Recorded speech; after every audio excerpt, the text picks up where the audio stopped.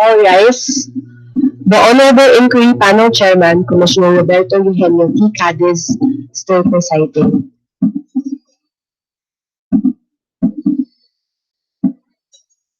Everyone may be seated.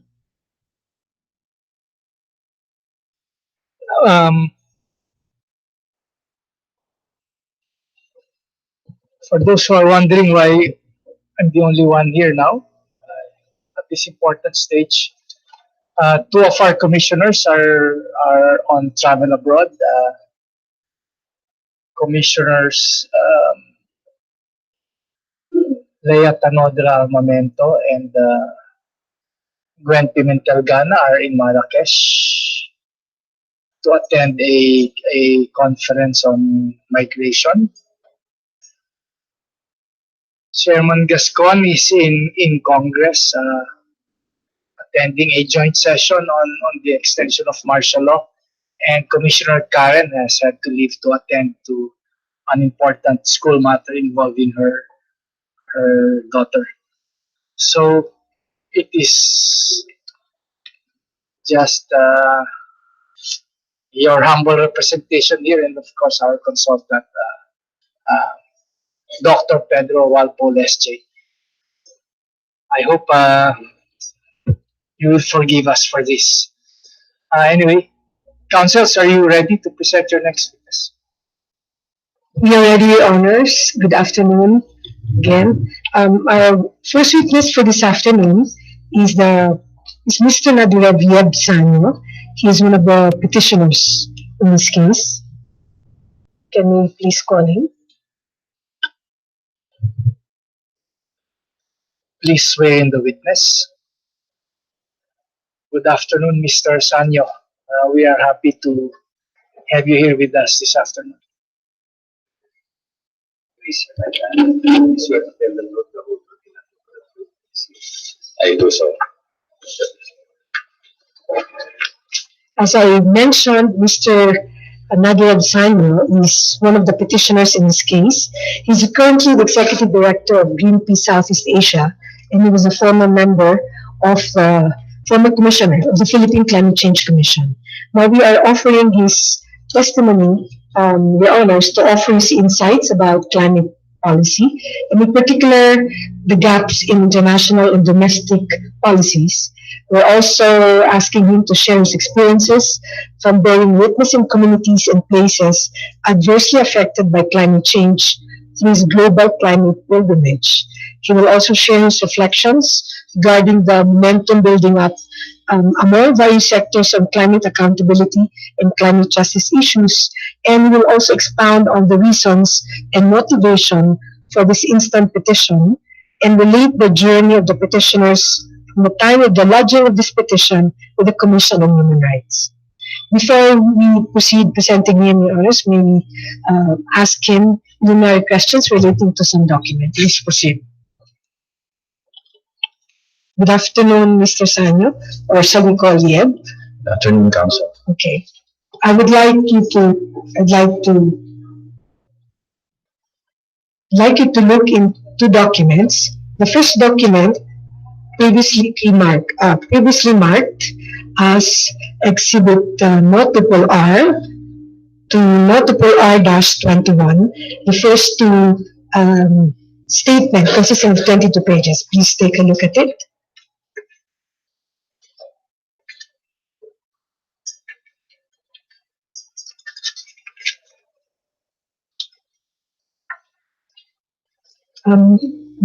Is this document familiar to you?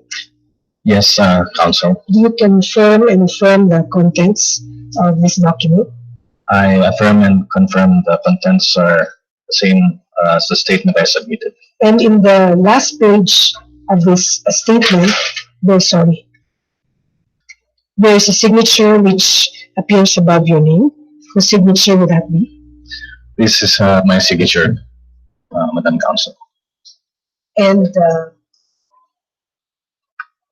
next document, which is previously marked as notable S to notable dash S-11, is a curriculum vitae. Please take a look at this document and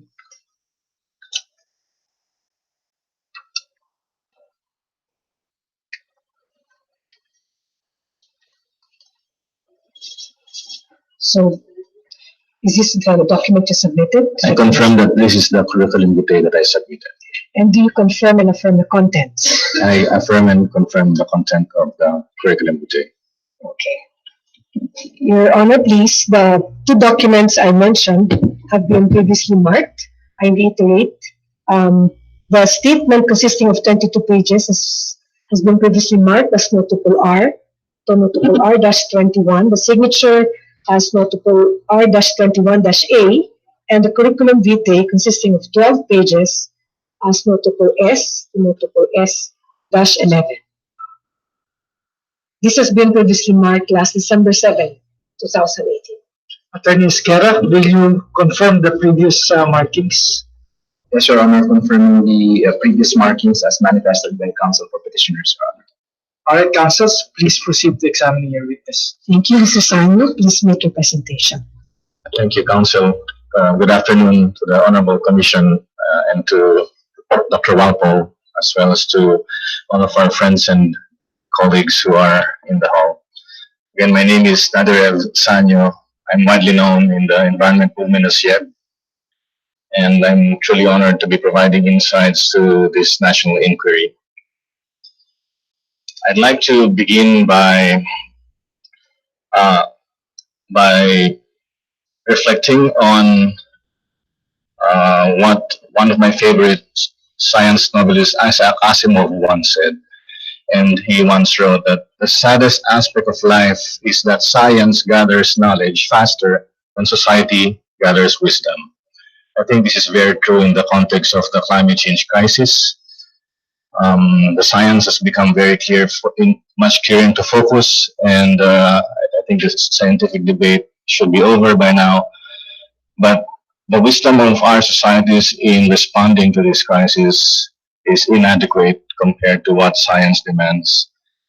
We now face, I believe, based on my experience of more than 2 decades of working on this issue, we face one of the most pervasive challenges that humanity has ever faced, probably the most serious one that threatens the world as we know it.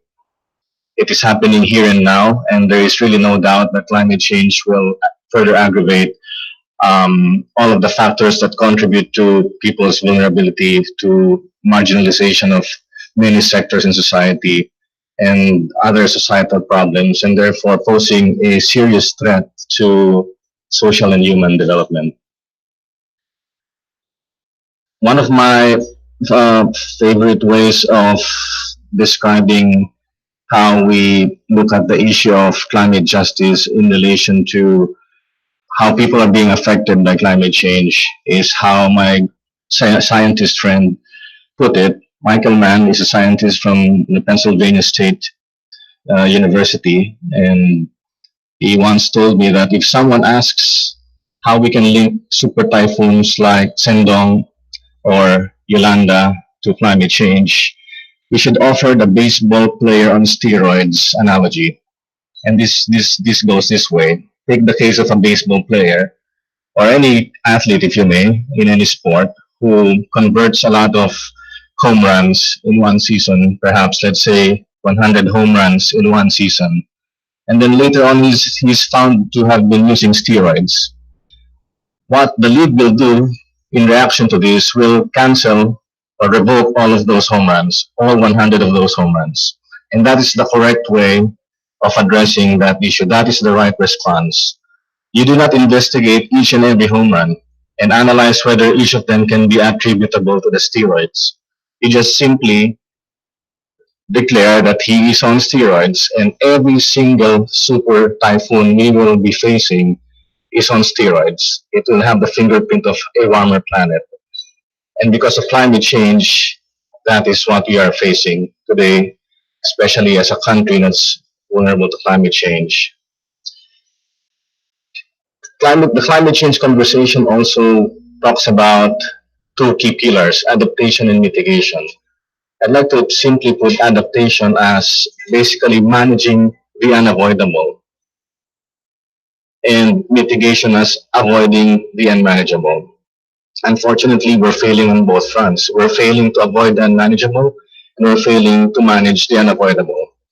That is the story of climate change, especially now that parties to the Climate Change Convention are meeting as we speak for the 24th year, and 24 years of um, of slow progress in the international policy arena has has meant that climate change, the lasting solution to climate change, is farther away from our reach. I also want to emphasize that in the context of how the scientific community is weighing in on this issue, and for me, this is one of the most alarming reasons why Asimov's words, or that I earlier quoted, resonate so much for me.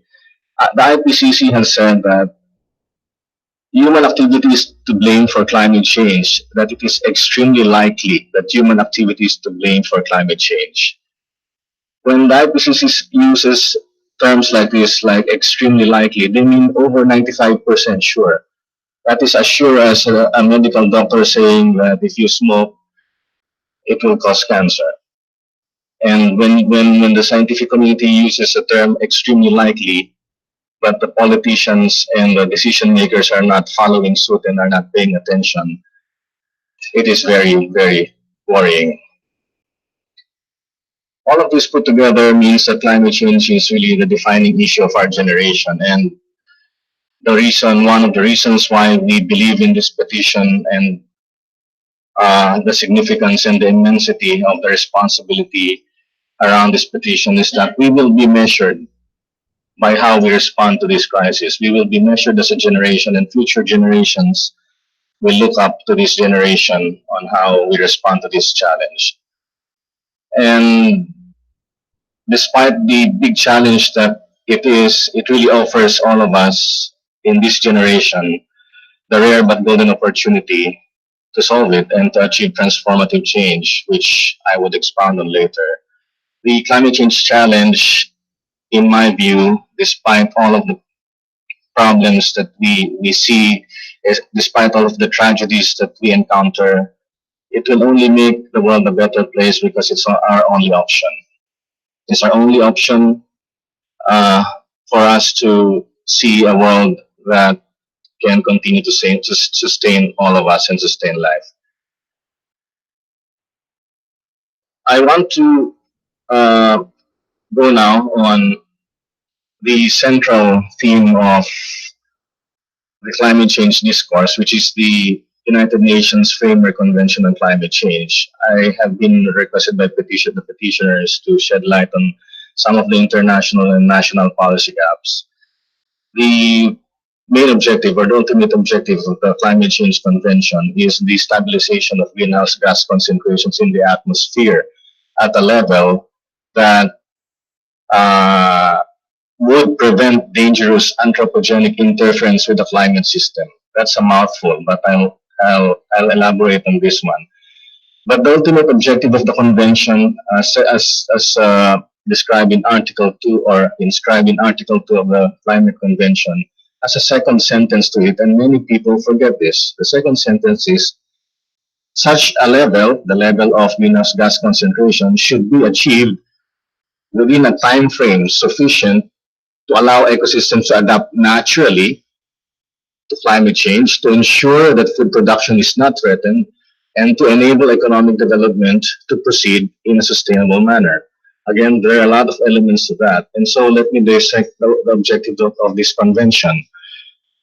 When the convention says that we need to stabilize greenhouse gas concentrations, it means that greenhouse gas concentrations is the main driver of the interference in the climate system, or the main driver of climate change.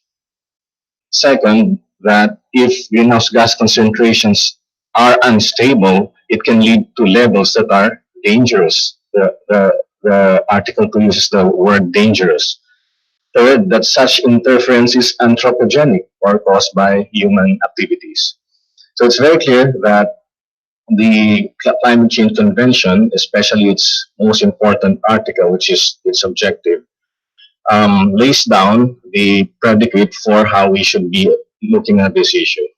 And then the second part of the objective of the convention is also very important. When it says such a level should be achieved within a time frame, it means there is a time frame, there is a deadline, there is a time when we could not afford to reverse the problem. There is such a point that we can call a tipping point because it talks about a time frame, and that time frame should be sufficient to allow one ecosystems to adapt naturally. Meaning, if we do not achieve that within that time frame, ecosystems cannot adapt naturally, or ecosystems will simply collapse, or ecosystems will need a lot of human help to adapt, which is expensive, impractical, and in most cases will further cause more problems to the environment. It also says such a level should be achieved within a time frame to ensure that food production is not threatened. So the convention talks about the importance of food production. And if we do not solve the problem as soon as we can, then it means implications on food. And of course, no human civilization has ever survived without food. And the third aspect of the second part is that economic development must proceed in a sustainable manner. It talks about this time frame of solving climate change hand in hand with achieving our economic development objectives. And it's also the two sides of the same coin. The other side of the same coin means that economic development must be allowed to proceed while pursuing this stabilization of greenhouse gas concentrations. So I wanted to dissect this because this is the central theme of what is agreed by 195 nations, and this is the anchor of how we look at further policies on climate change. And therefore, any regulations, any regimes or policy regimes that will emanate from the climate convention needs to be consistent or coherent with this objective.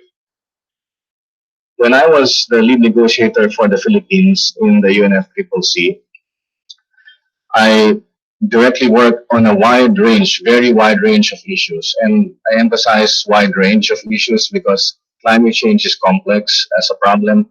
And even within the UNFCCC discussions and negotiations, easily you could be dealing with around 50 or so issues at the same time.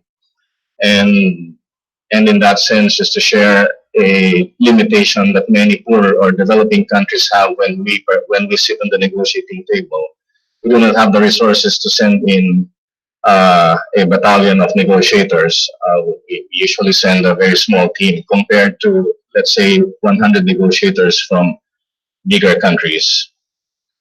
Now, fast forward to 2015, the Paris Agreement was adopted, was agreed in Paris in 2015, and later on entered into force no more than a year later, which was quite fast for a treaty. But the Paris Agreement had indeed brought renewed pragmatism in the international process.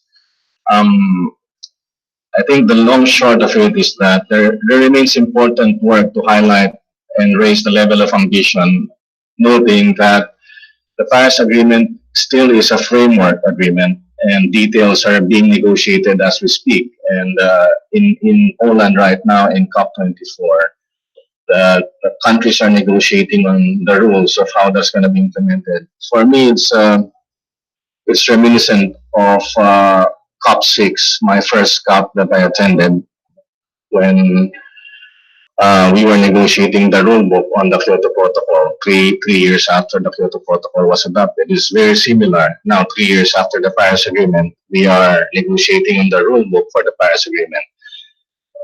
It's very foreboding because COP6 is the only COP that failed, that collapsed, and was suspended.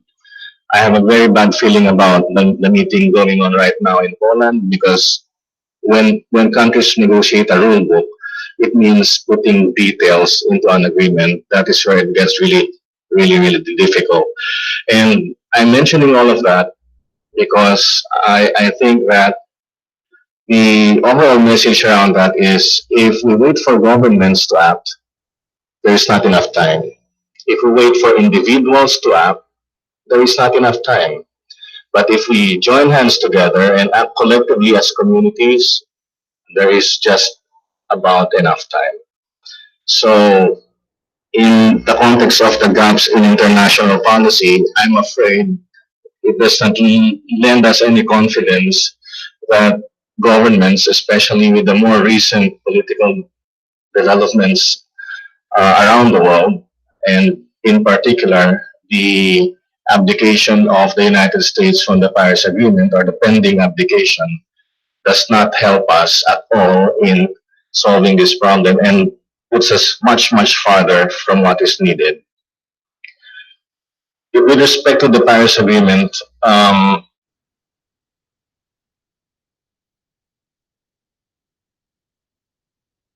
the United States, just to reflect back, which is the bastion of the fossil fuel industry, remains as the world's biggest cumulative emitter, accounting for more than 25% of all greenhouse gas concentrations that's already in the atmosphere. That is mind-boggling for one country to be accountable for one-fourth of all emissions.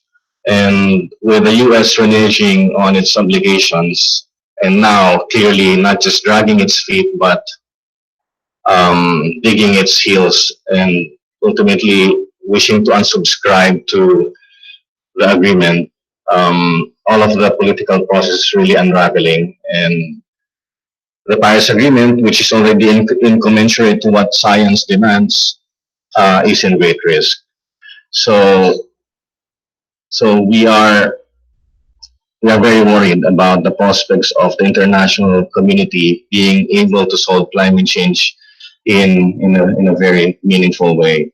And promises are best measured on one how proposes to achieve them.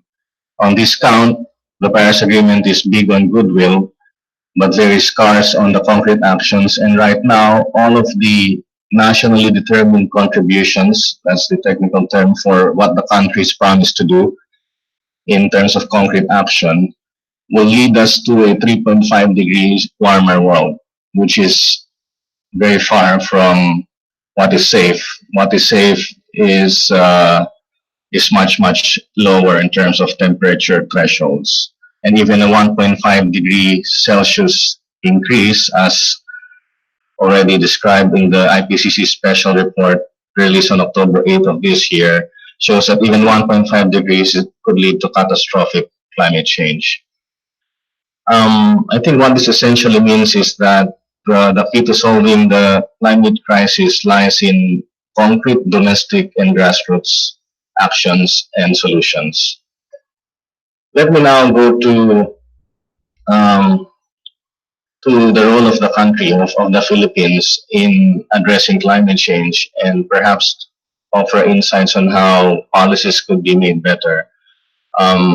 But before I go there, and since I served in the Climate Change Commission previously, I do not pretend to have the monopoly of wisdom in how the country should address climate change, especially that the problem is so much bigger than all of us 100 or 110 million Filipinos.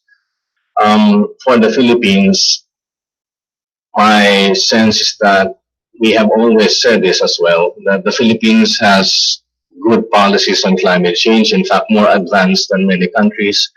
We created the first interagency panel on climate change or committee on climate change even before the climate convention was even born in Rio, and that goes to show that the Philippines understands this problem better than many other countries. The Philippines also has the Climate Change Act, or Republic Act 9729, amended by Republic Act 10174, which also created the Climate Change Commission and also created the People's Survival Fund. This this law, this legislation also paved the way for better coordination, supposedly better coordination among agencies on climate change and the mandate that has been given to the Climate Change Commission to Section 9 of the law was quite ambitious, but also provided the Philippines with the necessary um, collaborative spirit needed that we needed to have. Also, in the context of and just a history around that, before the Climate Change Commission was created, there was a lot of tug of war between agencies on who should be dealing with climate change, and there was even the presidential commission on climate change, and there was also the presidential advisor on climate change, and then the Department of Energy was fighting with the Department of Environment and Natural Resources who should be leading the Philippine delegation and all of that happening. And so the Climate Change Commission's creation was hoped to address all of that and make sense of how the Philippines should be mainstreaming climate change into development planning and into every sector. So yes, the Philippines has quite relatively advanced policies on climate change, and there are a lot of ongoing initiatives led by the government on building resilience and and also preparedness for climate-related disasters, as well as addressing risk. One salient feature of the climate change is the requirement for local government units to formulate their own local climate change action plans. Unfortunately, from my knowledge, I think there is not even more than 20 LGUs that have finished formulating their local climate change action plans. This is very important. Also, as I think mentioned by Dr. Paraso in the morning, this is a requirement as well to access the People's Survival Fund. So it's sort of a chicken and egg problem where the most challenged local government units who do not have the capacity to develop their plans, and of course would be the ones who need more support, are unable to access resources that they truly need. I also want to say, despite the policies that are already established in the Philippines, the severity of the impacts that we face and the continuing persistence of the climate problem will continue to impinge on our ability to even cope. And climate change as a problem is as such. It's a problem that cannot be solved by one country. It will require the actions of all countries, and no single country can solve it. But I also want to highlight some of the incoherence around the policies nationally. As a country that's vulnerable to climate change, we could take advantage, not advantage, but take that opportunity to play the moral leadership globally. And one way that we can do that is for us to leapfrog into clean development. Unfortunately, there's a lot of work to be done, and in the energy sector, which is the primary driver of climate change, and we always kind of say that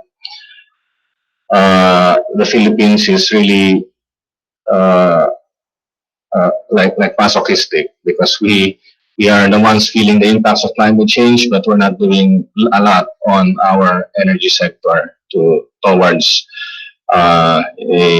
towards cleaner energy. And I wish to illustrate that point regarding the premise of the current administration's reluctance to abandon fossil fuels as a means for running the engine of economic development. We've heard a lot about the rhetoric on uh, on a holistic vision for development, especially one that would benefit the poor. But currently, the Philippines energy plan points to maintaining 40% share for coal, which is the dirtiest fuel on Earth, and is the main culprit for climate change. And for me, that's very alarming. Also, because this is despite the huge potential of the Philippines for renewable energy. We have more than 4,000 megawatts potential for geothermal energy, which is 24/7 baseload resource. For wind, in fact, if we just harness all of the wind that blows in the Philippines, which is more than 70,000 megawatts of power, we can that is 7 times what we are using up right now. So um, the answer might be blowing in the wind. Hydropower is also available. Of course, we need it to be more environment friendly, but there's more than 10,000 megawatts of hydropower resources.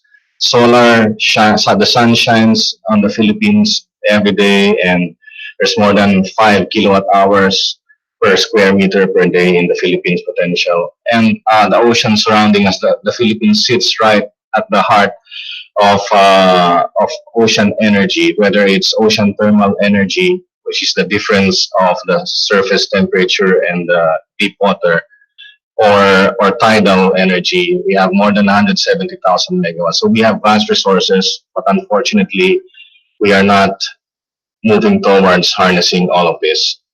But more importantly, this is the direction we see for the Philippines in the energy sector is contrary to the moral imperative of the climate crisis. Um, so it's really in our best interest as a country to avoid these mistakes and maintain our moral leadership to fight against climate change, to rally and inspire the rest of the world, because this is a battle we cannot afford to lose. And clearly, confronting climate change by abandoning dirty energy is not akin to stepping on the brakes of economic development. It is a road less traveled, but that new road can lead us to a truly sustainable future.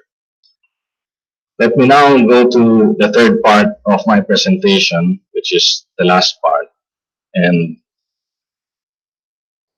which is how I have witnessed with my own eyes the kind of impacts that people face around the world with regard to climate change.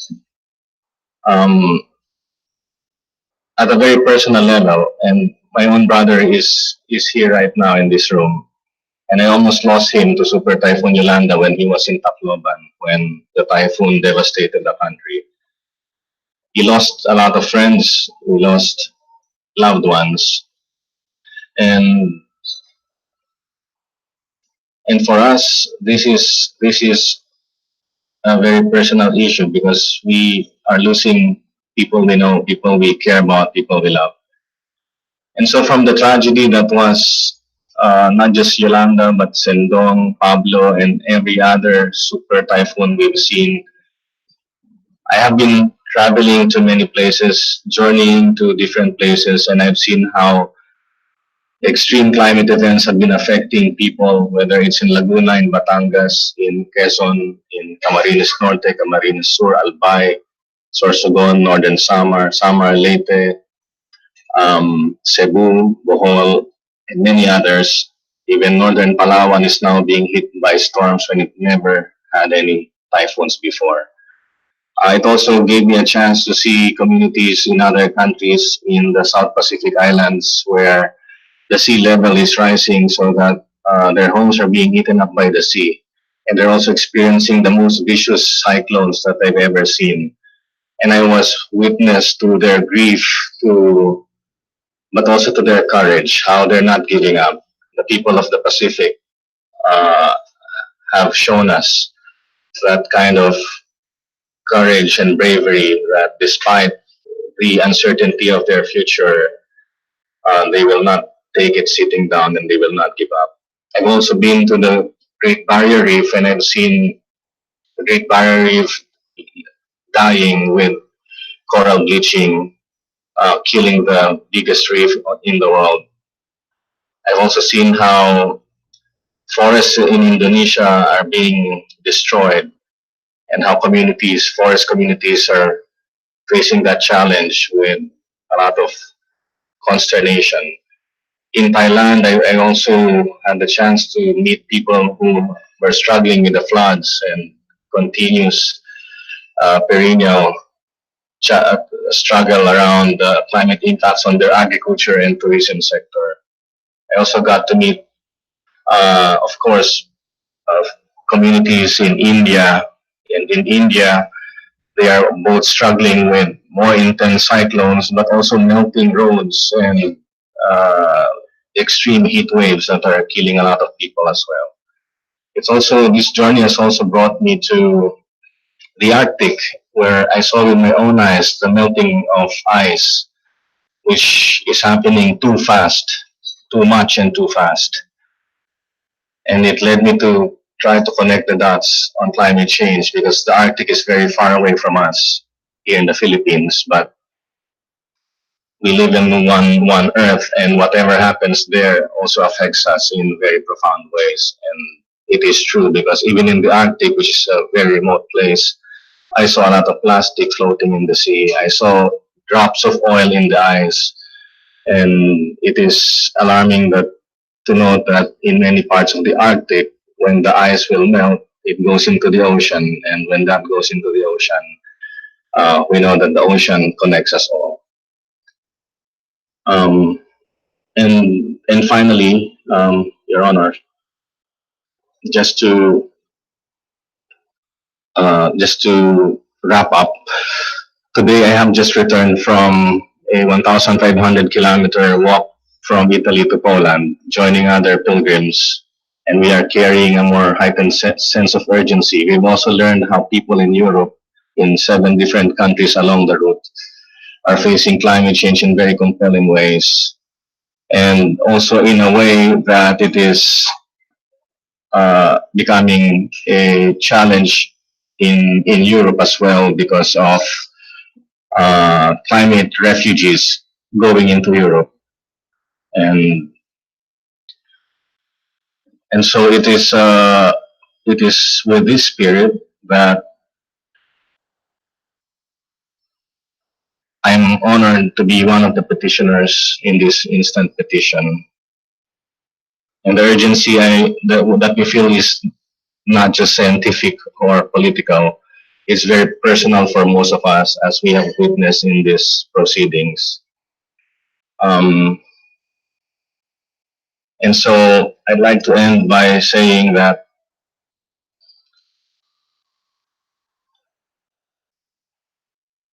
I would offer a few recommendations, but also to say that before I offer the recommendations, please allow me to borrow a few words from one of my favorite stories, The Lord of the Rings. Uh, it was when it was when Gandalf and Frodo were resting after weaving their way through the caves of Moria, and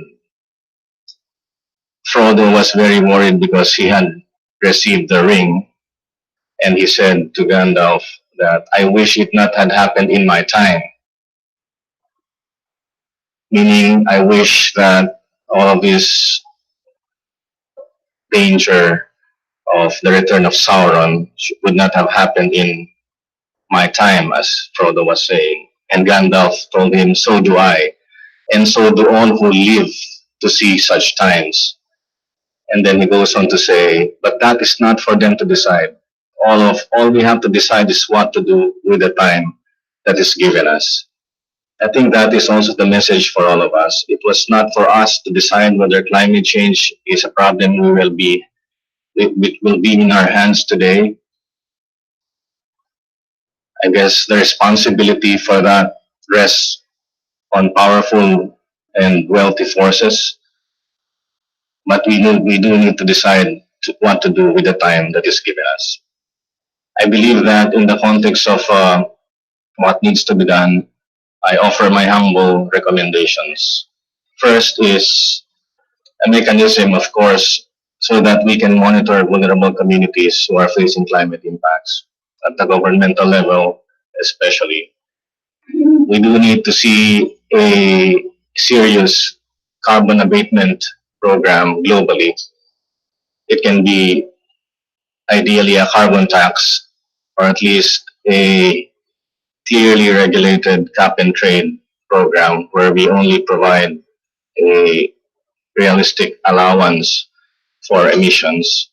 Third is to establish a clear transparency system and a disclosure mechanism so that corporations are able to report their emissions in a very transparent way.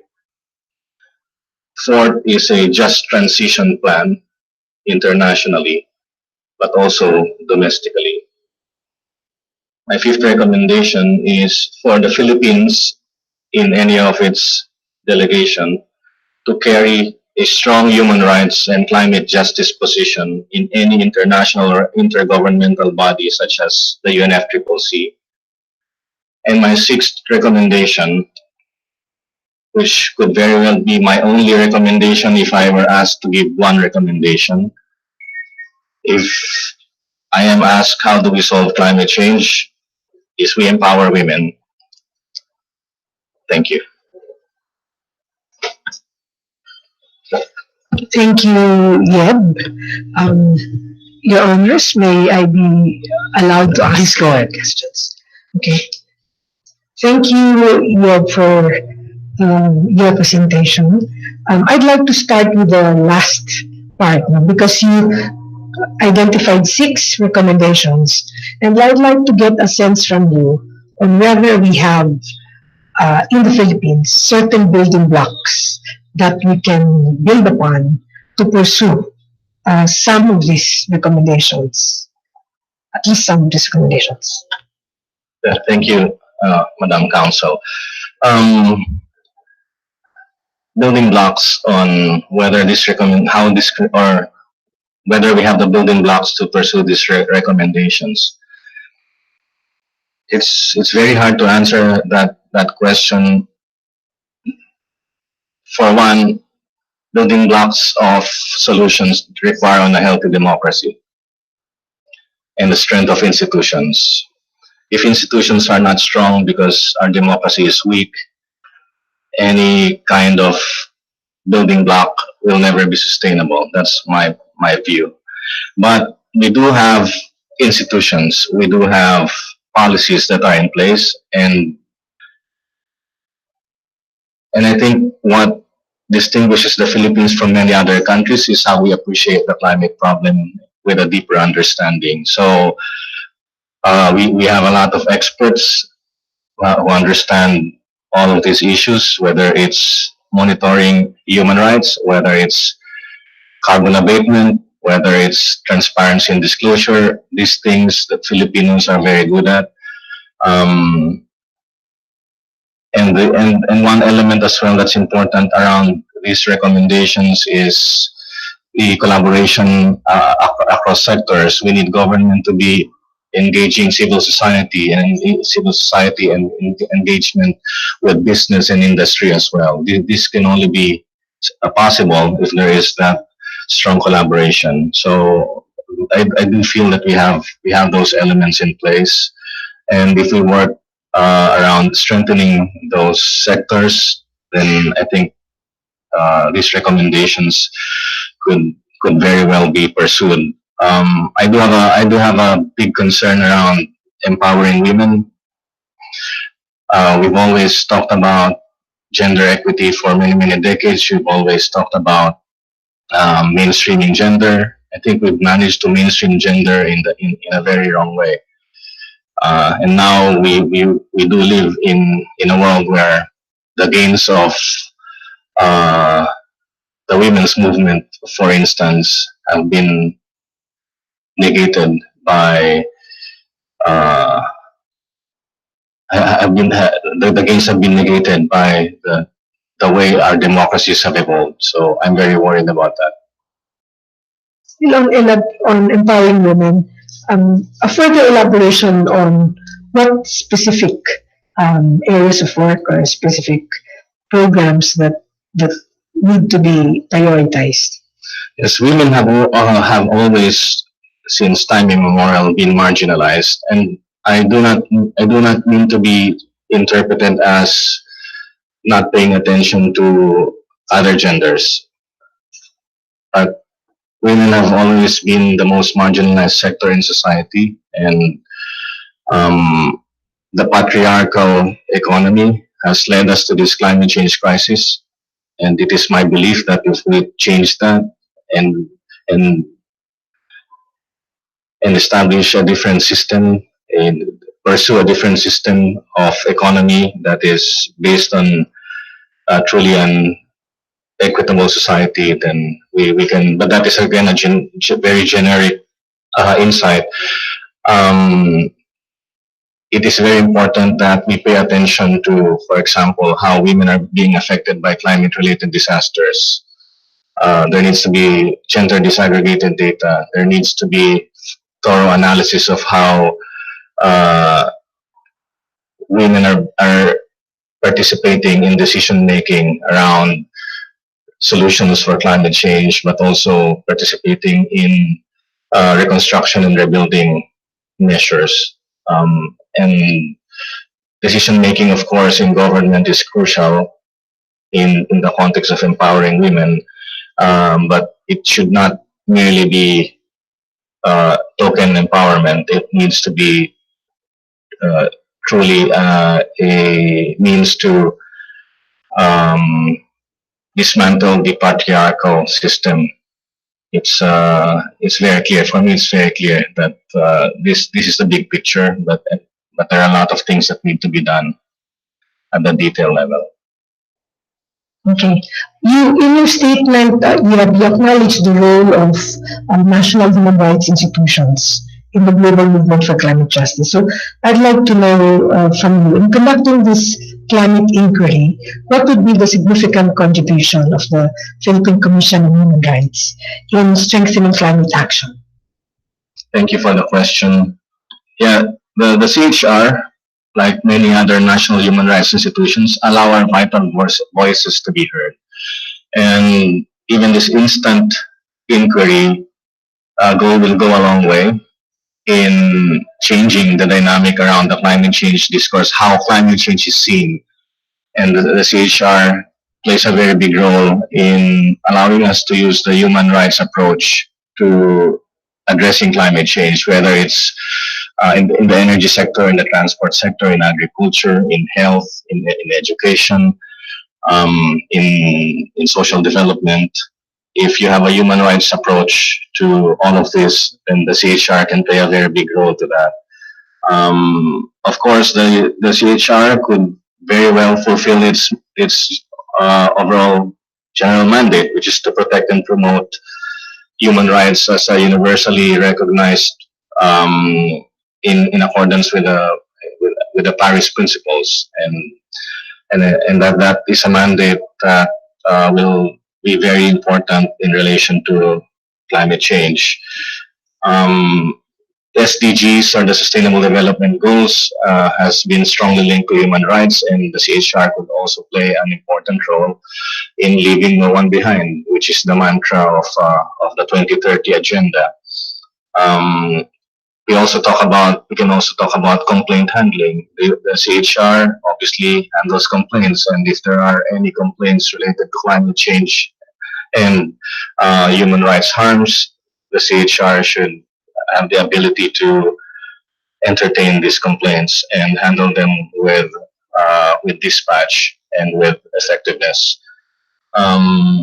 CHR obviously has an advocacy role, and not just on social, political, and economic rights, but in this case, the CHR could very well be an advocate for environmental rights, and in particular, any human rights that are harmed or threatened to be harmed in relation to climate change measures or because of impacts of climate change.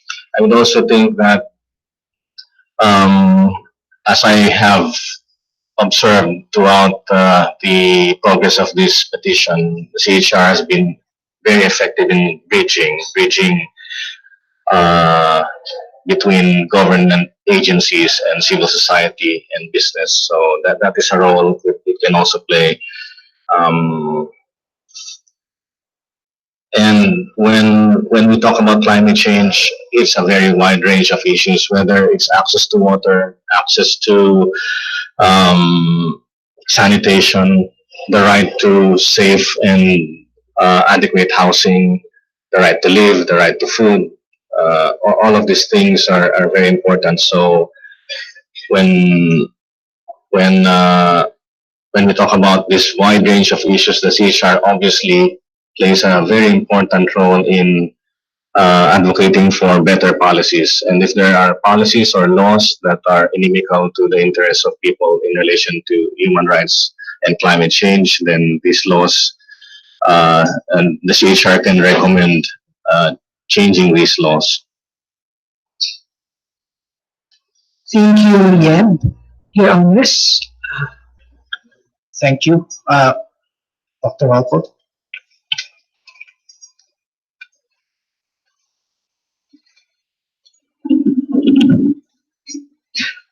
Okay, thank you very much for the sharing you have given us this afternoon. It's brought us through the policy context internationally and locally. You gave us 6 recommendations. So we seem to be struggling globally with mechanisms to monitor and the serious tax cap and trade approach, transparency system, and just transitioning. I'm not sure that we're at a level of transitioning at the moment where we seem to be playing with the game at the moment. And number 1, 2, 3 are not really working. Okay. You put the emphasis on a social dimension, yeah, to move the process. How would you describe that social dimension? I mean, for example, you've just come from COP24. What was the impact of the social dimension in that process? And what are people going to do when they go home? Thank you, Dr. Walpole. Again, a difficult question to answer because I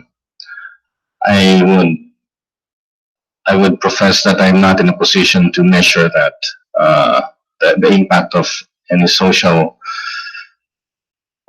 engagement or mobilization. But I could talk to the notion of how governments who participate in such a process take in the social dimension. Unfortunately, and as I mentioned earlier, it's the 24th COP, and we need the 25th, a 26th, a 30th, a 40th COP, a COP 50 before we solve this problem. And I know in my heart, based on what I've experienced as a negotiator, people inside these conferences don't listen to the people outside. They are cogs in a machine, they have marching orders, they say what they're told, and the outcome of this conference, and as we sit here, it is in shambles. There is no agreement with 4 days remaining, or 3 days rather, remaining. It's not a good sign because they had 3 years to put this together.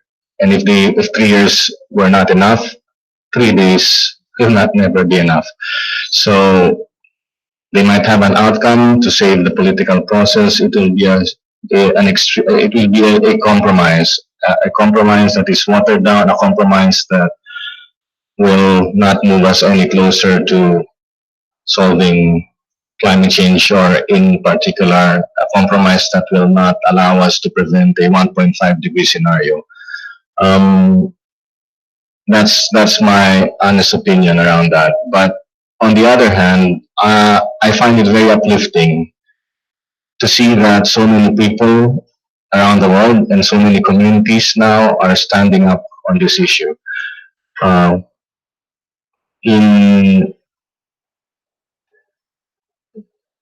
Before I reached Katowice or COP24, I was with a group of pilgrims who walked over many thousands of kilometers across many countries in Europe, and we see that there is a groundswell of concern around this issue.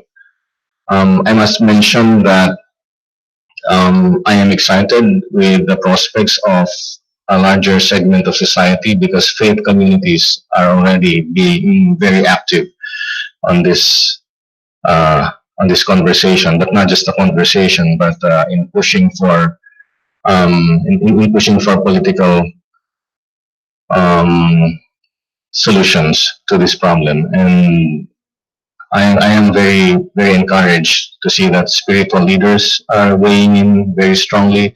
I'm also encouraged that many political leaders are following suit, but it's a very difficult situation because we do see a lot of world leaders being elected who would rather not see any solution. So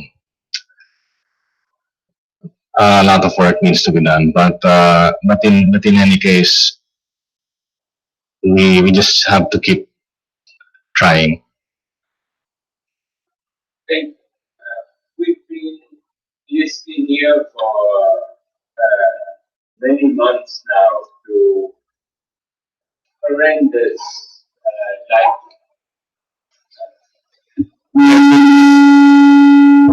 We have been listening to horrendous life stories of people around the Philippines with the disasters that have happened. I am beginning to summarize this as climate change is vulnerability. It's vulnerability of people, and as you're saying, vulnerability of ecosystems. Yeah? A few years ago, we were trying to map the 1,000 most vulnerable barangays in the Philippines. Of course, whether it's 1,000 or 2,000 you map, the story is the same. How can we bring that? I mean, we heard stories even today of people whose lives have not been adequately addressed 7 years after, 9 years after. So, how do you see that voice playing a greater role? Your suggestion, sorry, just to mention it, your suggestion of complaint handling desks mirrors some other things that were said earlier. But do you have any further suggestions there? Thank you again. Before the complaint handling element, I'd like to think, and I have been witness to this as well, that telling our stories is very powerful. And I have seen many climate, extreme climate event survivors from the Philippines who have gone to different places around the world, who have engaged a lot of people through their stories.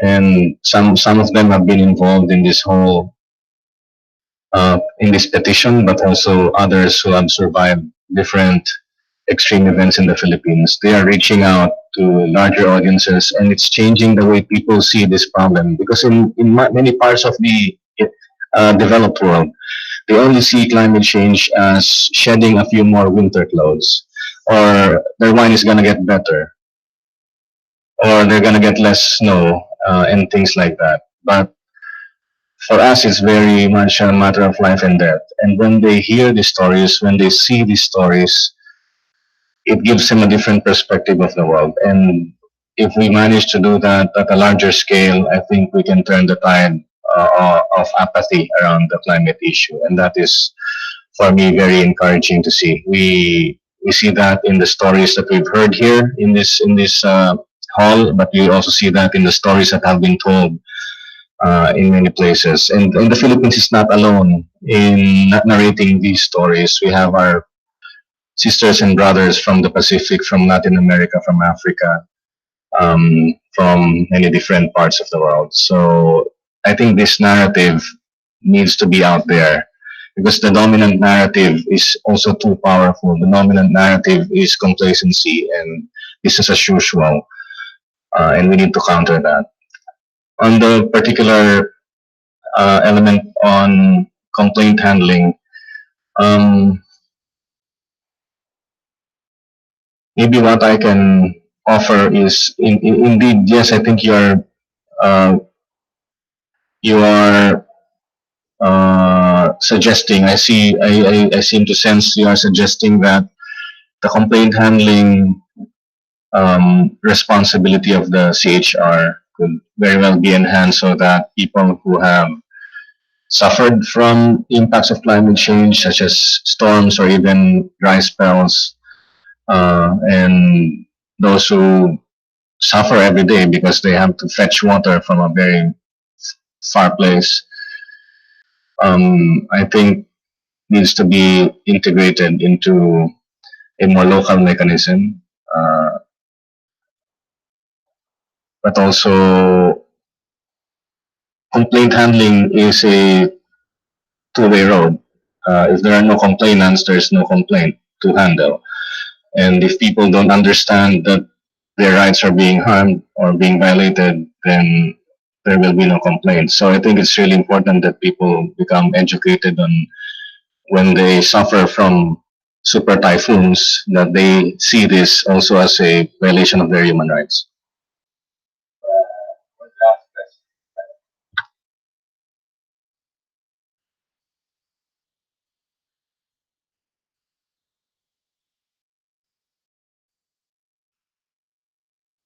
I apologize. One last question. You lay out here the gross power generation in the Philippines and how we are maintaining and actually I'm seeing progress, the building of new power plants at the moment.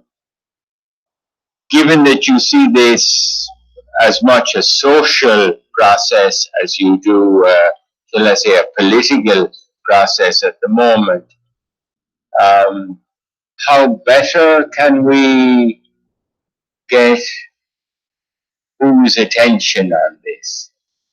Um, where does the discussion lie? Is it just with government, or do you see a process of engaging companies? Thank you again, Dr. Wapol, for that question. The idea of the Philippines avoiding the mistakes of the West or the global North, if you may put it, as far as the energy sector is concerned, is both a domestic discussion and an international discussion. When the Climate Change Convention says that we must stabilize greenhouse gas concentrations at a level that allows us to pursue economic development, it means that countries like the Philippines need to get that support. And the Paris Agreement also says that for developing countries, financial flows should happen so that we are also able to play a role in global climate change mitigation. It means that we need to continue asserting that right for support, for especially for financial flows, so that we don't need to copy the mistakes of the West as they developed for 150 years. And we do have the resources abundantly in terms of renewables. All we need is support so that we have that upfront investment. But already the math is quite clear that renewables can be at parity with conventional fossil fuels. So it's really a matter of political will rather than technological advancement that is needed. And the Philippines has been blessed with so much abundance of these renewable resources. So it's a lame excuse really that we are not using them. But yes, we do need to engage businesses as well because the bulk of the investments lie in the hands of business. The bulk of the wealth, in fact, of the financial wealth of the world lies in the hands of business. And unless business changes its trajectory, nothing that the government will do will ever put us at a trajectory that is required by science in order to avert this crisis. Thank you.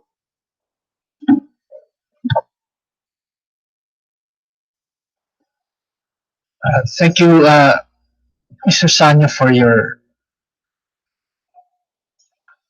sharing your knowledge and experience with the panel inquiry. We have been observing what's happening in COP in Poland, and the UN Framework Convention on Human Rights clearly adopts the human rights lens as an important element of the climate change issue. But in the recent events happening now in Poland, in the drafting of the rule book, as you have referred to earlier, they have, or they seem to have taken away the phrase human rights. Is this just a matter of semantics, or is there a symbolical undercurrent to this move on the part of the climate change negotiators? Thank you, Your Honor. I'm afraid, Your Honor, is the latter, that there is truly a political undercurrent around that.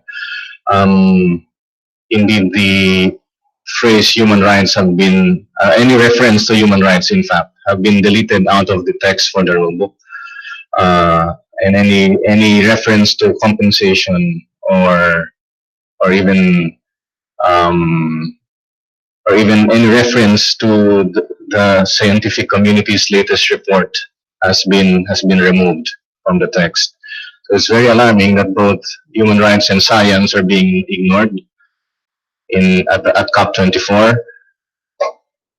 My humble opinion around that is it's also a matter of how this game had been played since the beginning. And since the beginning, developed countries have always exerted their influence and power to dilute any agreement. And the Paris Agreement, which is the basis for today's negotiations, the current negotiations for its rule book, was vague enough so that they were able to accept that. It was a diplomatic sleight of hand. Now we see ourselves at a stage where they need to go into the details, and that's where it gets a bit more difficult. That is where they reestablish their old battle lines. And it's a pattern that has been there throughout the more than 24 years of the UNFCCC. So they agree on an agreement, which is a framework agreement like Paris Agreement, and then when the details are going to be negotiated, they either withdraw from it, like the US did for the Kyoto Protocol, or they throw a monkey wrench into the process to weaken the process, like the US did as well when the Kyoto Protocol was being negotiated. And then what we will end up is a watered down agreement, and it will take out all of those references. Unfortunately, the reference to human rights in the Paris Agreement was in the preamble only. And the preamble is the least, I'd say, robust place in any agreement. A preamble is exactly what it is, a preamble.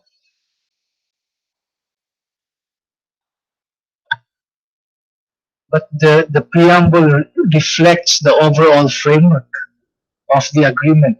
So are the government delegates now in Poland saying that climate change is no longer a human rights issue? Is that the message that's being sent to the world? I am afraid it is, Your Honor. All right. Thank you very much. Councils, do you have further questions? Your Honor, please, one question in relation to your question. Mr. Sanyo, given the unfortunate development in relation to the Poland Cup, do you think that there is an opportunity here for the Philippine CHR to play, given that gap? Thank you, Council. I'd start answering by saying the Paris Agreement it stands. It is an agreement, so any reference to human rights in the Paris Agreement stands. Now, any regression from that will be dealt with as anyway, the outcome of this COP will be a COP decision, which in the hierarchy of agreements is lower than the Paris Agreement.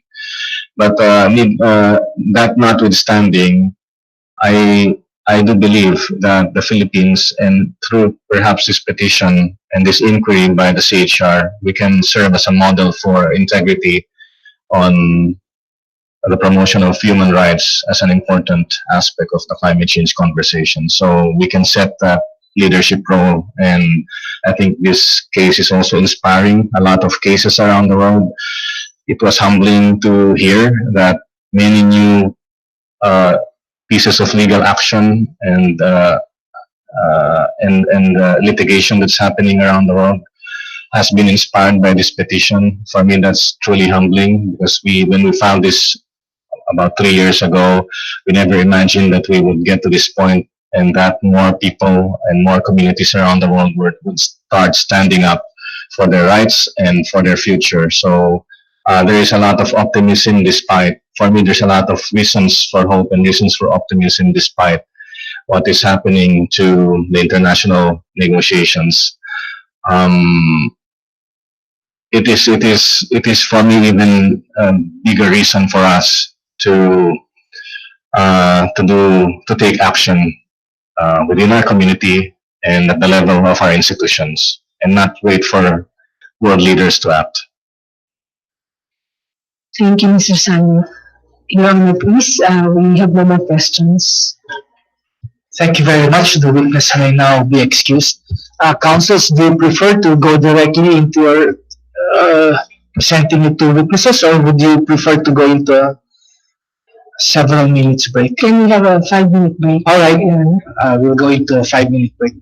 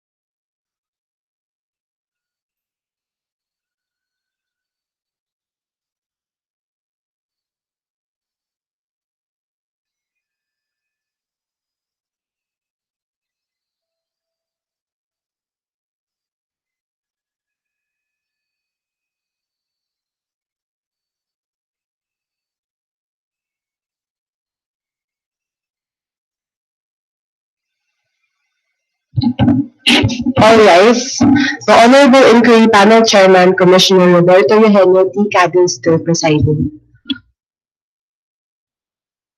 Resuming our session, councils, are your witnesses from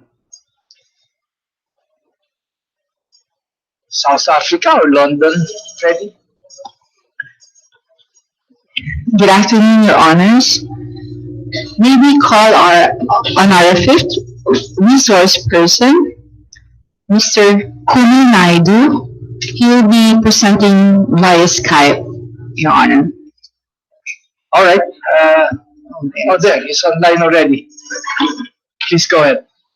Good afternoon, Kumi. Hi, good afternoon, Commissioners, Your Excellencies, ladies and gentlemen. Let me start on a light note by saying that having to follow Yeb Sano reminds me of a moment from the liberation struggle in South Africa where if you spoke as a last speaker or you spoke after somebody like Yeb, you started by saying most of the really good points I wanted to make have been eloquently made by the previous speaker, and then you said, I will for emphasis, and then you spoke for 2 hours. I have a few minutes, so let me launch straight into it. Kumi, can I please just... This is Asmira. Can you hear me? Can you see me? Can you see me? Hear me okay? Yes. I'll just briefly introduce you. Okay, sorry. Go ahead. Sorry, I thought you had done so already. Okay. Our next resource person, Mr. Kumi Naidu, is the Secretary General of Amnesty International and former Executive Director of Greenpeace International. Long before he is a lifelong social justice campaigner hailing from South Africa.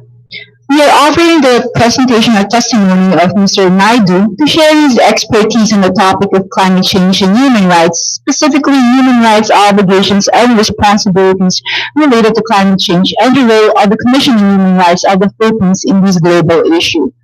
Your Honors, before we proceed, we would like to have some preliminary questions or confirmation from Kumi regarding the documents that he submitted before this Honorable Commission. Your Honors, for the record, Mr. Naidu submitted 2 documents. First is a statement of Kumi Naidu dated December 6, 2018, consisting of 4 pages, pre-marked as Nonapol D to Nonapol D-3, and the signature of Kumi Naidu as Nonapol D-3-A, and also a document entitled Biography of Kumi Naidu consisting of 1 page, pre-marked as Nonapol E. Mr. Naidu, did I pronounce your surname right? Naidu? How is correct? Fine, thank you. Okay. Do you confirm that you submitted these documents? Yes, I do.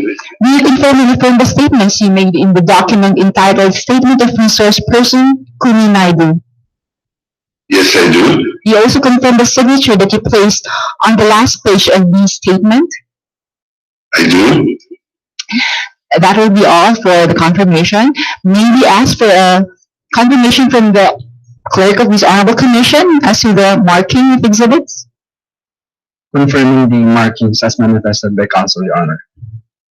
Mr. Naidu, you can start with your presentation. Thank you very much. Your Honors, ladies and gentlemen, climate change is a human rights issue not only because its devastating impacts affect the enjoyment of human rights, but also because it is a man-made phenomenon which can be mitigated. The solutions to climate change have been known for decades now.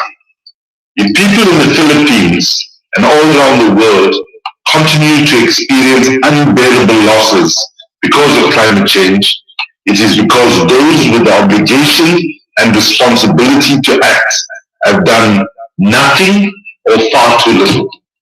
The primary obligation to protect people from human rights harms lies with the states. The fact that adverse effects of climate change clearly harm the enjoyment of a wide range of human rights of many people over a very long time give rise to duties of states to address the causes of climate change. States, therefore, have the obligation to mitigate the harmful effects of climate change by taking all reasonable steps to the full extent of their abilities to prevent or reduce greenhouse gas emissions within the shortest possible time frame, both nationally and through international cooperation. States must also adopt all necessary measures to assist those within their jurisdiction to adapt to the foreseeable and unavoidable effects of climate change, thus minimizing the impact of climate change on their human rights. This is true regardless of whether the state is responsible for those effects, because states have an obligation to protect human rights from harms caused by third parties. And sadly, as we know, climate change does not respect national boundaries. The people of the Philippines, for example, are paying the price for carbon emissions that have happened very, very far away from their own borders. And when we look at businesses specifically, businesses have a responsibility to respect human rights as clearly outlined by the United Nations guiding principles on business and human rights. However, to meet this responsibility, companies must assess the potential impact of their activities on human rights and put in place measures to prevent negative impacts. They must make such findings and any prevention measures public. The United Nations guiding principles also requires businesses to take measures to remedy human rights abuses they cause or to which they contribute either by themselves or in cooperation with other actors. Such responsibilities extend to human rights harms resulting from climate change. In particular, corporations should implement due diligence processes to assess the climate change related human rights impacts of their products and activities and put measures in place to minimize greenhouse emissions, including in their activities abroad, and make relevant information about the emissions and mitigation efforts public. These efforts must extend to all the major subsidiaries and affiliates and as far as reasonably practicable entities in the supply chain. The evidence brought before this commission shows that respondents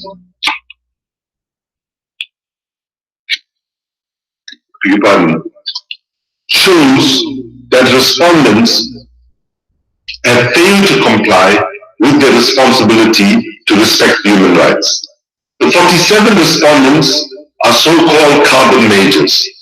And just to put it simply and just to make sure everybody understands, we're simply talking here about oil, coal, and gas companies that have over a long period of time played a major role in the emissions that we have seen.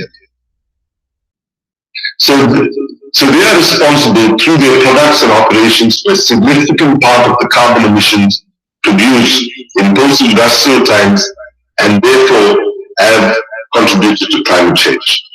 These fossil fuel companies have known for a long time that their emissions cause harm to people and planet. In fact, it is not simply that they did not act to address it. They actively sought, by spending billions of dollars collectively, to falsify the science and to contaminate the public debate, not dissimilar to how the tobacco industry did in a period of time. There is evidence pointing at the fact that fossil fuel companies have not only failed to minimize greenhouse gas emissions, despite the capacity to do so, but in many cases have been involved, as I just said, in casting doubts on the science. By failing to take these measures to minimize greenhouse gas emissions resulting from the activities and products, fossil fuel companies are contributing significantly to the human rights abuses from climate change.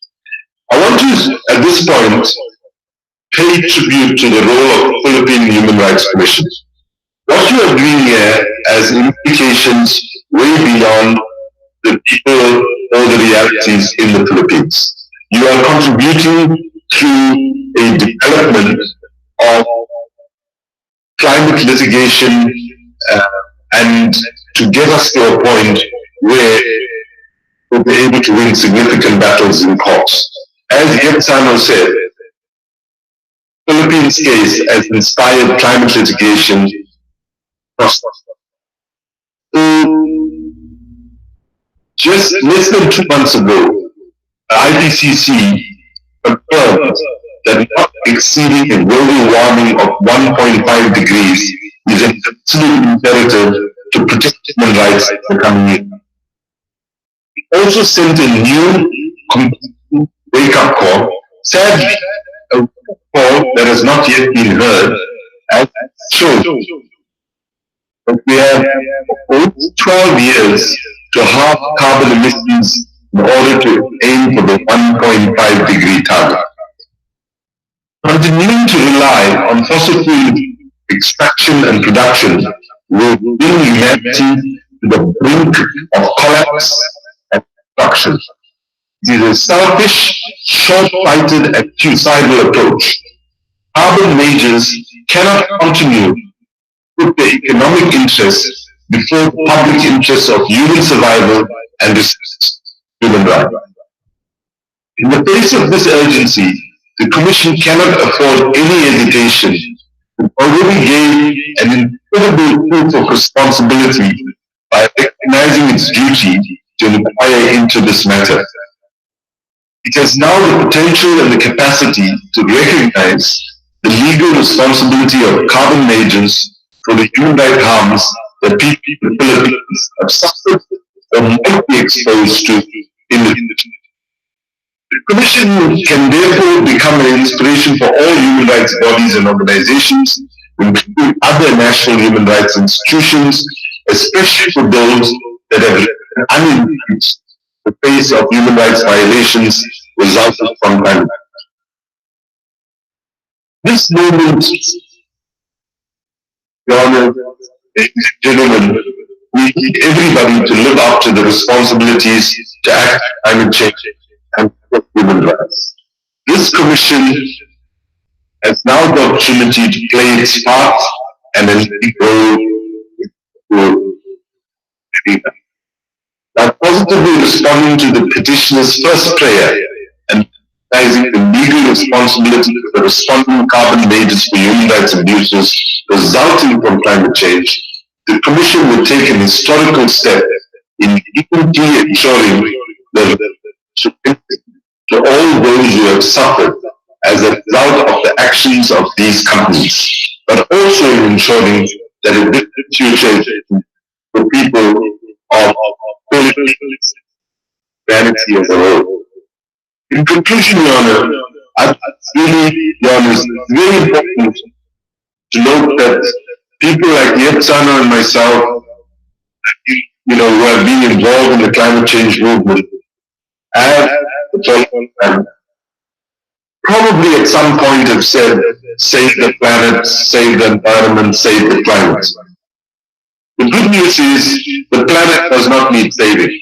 If we continue on the suicidal trajectory that we are on, the end result would be we will be gone as a species, but the planet will still be here. That should be said, once humanity becomes extinct as a species, to recover, the oceans will replenish and so on. So let's be very clear. Let's say we have catastrophic climate change. We are saying that humanity has to fashion a way to cope with nature in a mutually interdependent relationship for centuries and centuries to come. Unfortunately, the struggle to avert catastrophic climate change is nothing more or nothing less than protecting our children and their future, which raises from a human rights point of view another whole question of intergenerational rights and how one generation has a responsibility to the next. So I would say, given what the science has just told us, the negotiations in Poland right now continue to exhibit yet another vocal display of cognitive dissonance. That is, we're all the facts on the table, asking us to act with urgency, and what we have is denial by those in power to act. Literally, cognitive dissonance is disease of denied reality, which many of our leaders are doing. And at this point, it's worth reminding ourselves that the Paris Agreement adopted in November of 2015 was by far a complex document. It did not have the level of ambition that we want, but it was a step in the right direction. And it is terribly sad that an imperfect agreement gets challenged by the likes of Donald Trump. So I just end the human trying to utilize this point, and that is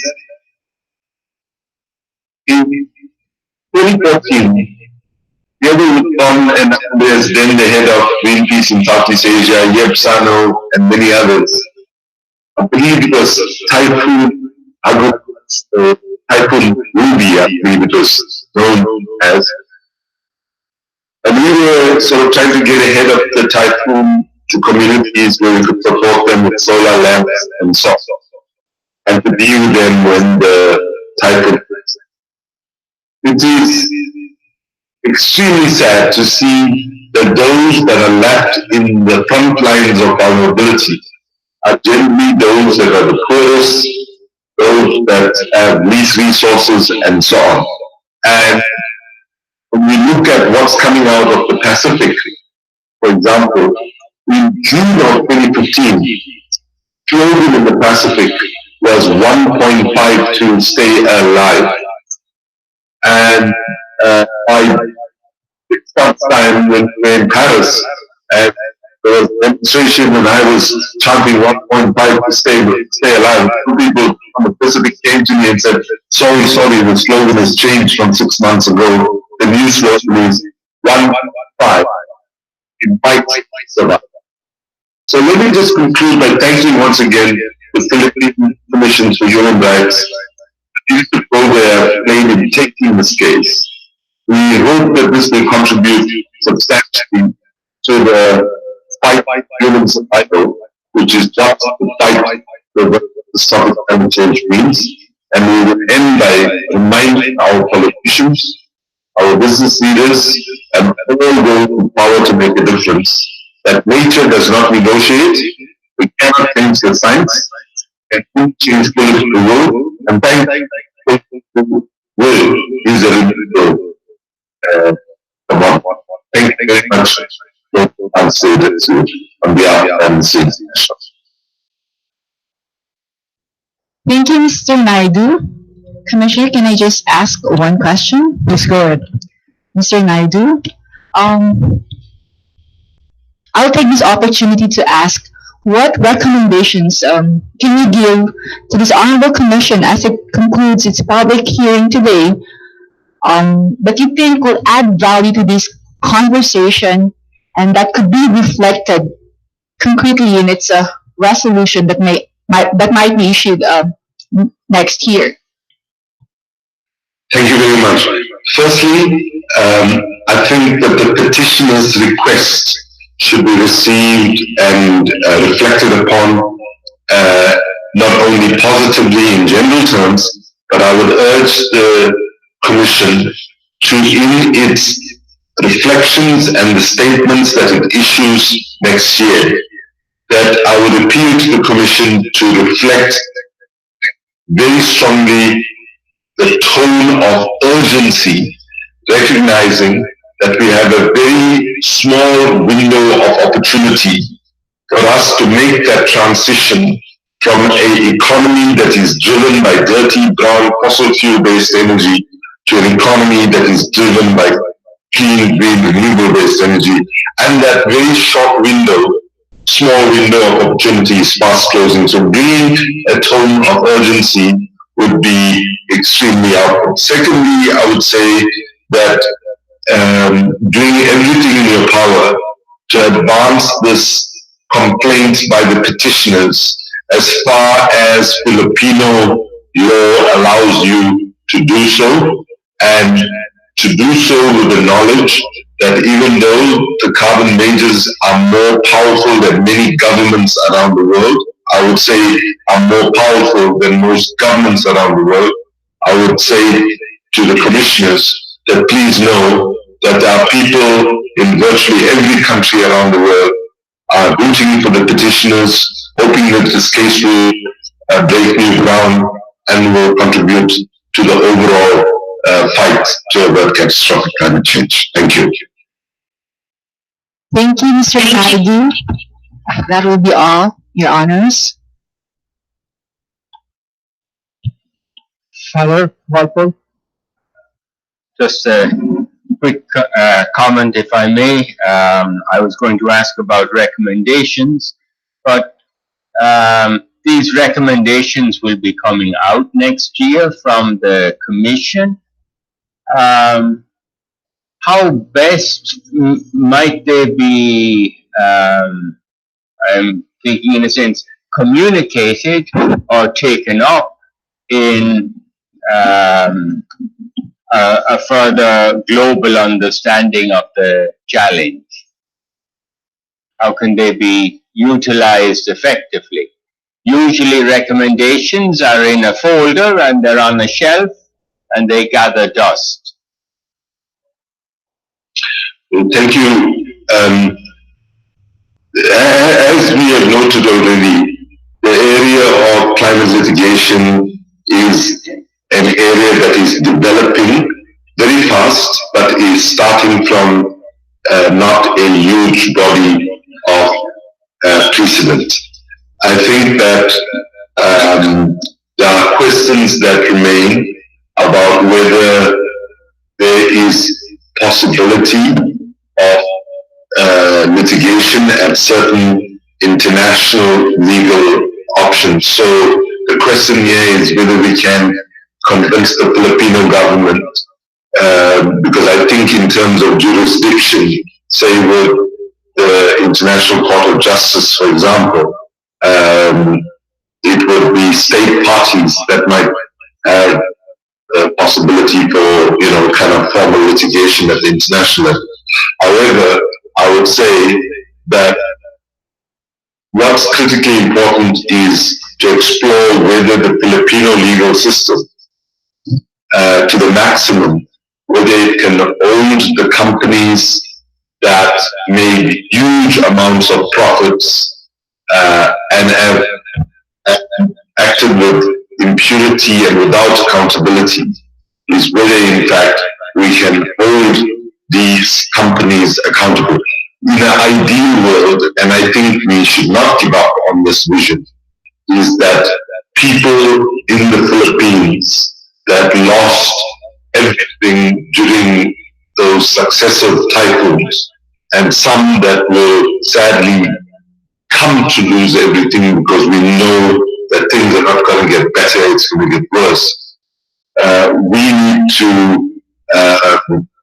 it would be amazing if the Commission was able to take a position which said that there has to be accountability, that those that profited on a dangerous energy source, and from the moment that the science told us about it before 1992, from that moment on, there has to be some measure of accountability. Just to be fair to carbon majors, we cannot hold them accountable for their actions in a period when we were unaware of the dangers of fossil fuels. But from that moment, which predates 1992, when the first Rio Summit or the Earth Summit was held, there has to be accountability from that point on. And if I were to think about it in terms of how it impacts on ordinary people, I would hope in an ideal world that people who lost all their property and so on should receive some form of compensation. to rebuild their lives. I realize that that's being very ambitious and it might be very long way down the line, but I think that's the level of ambition that we should have, uh, even if it's not attainable immediately or in the near future. Thank you.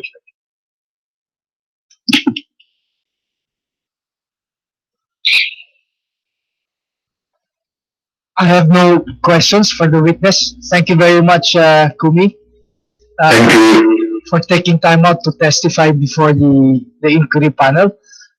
Councils, do you have further questions? None, Your Honors. May Mr. Naidu be excused?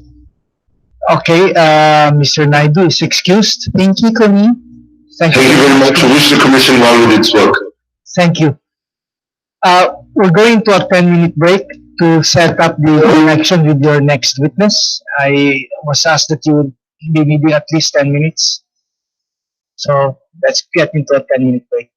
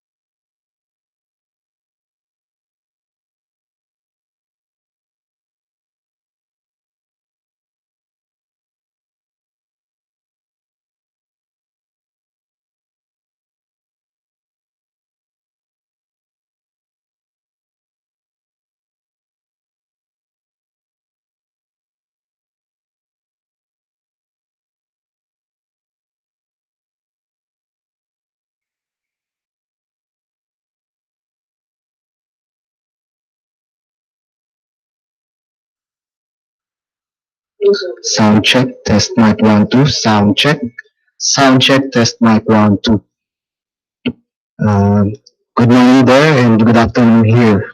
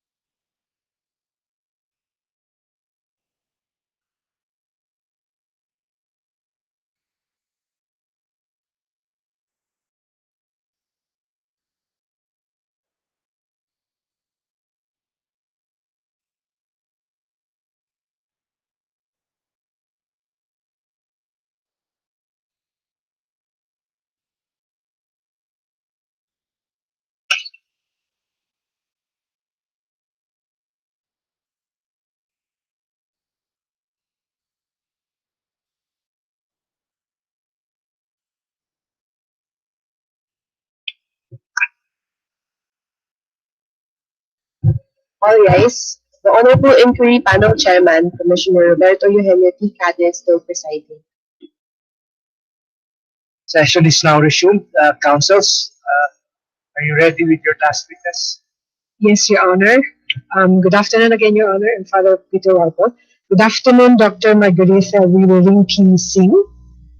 Good afternoon. Can I call you Dr. Margareta? Yes.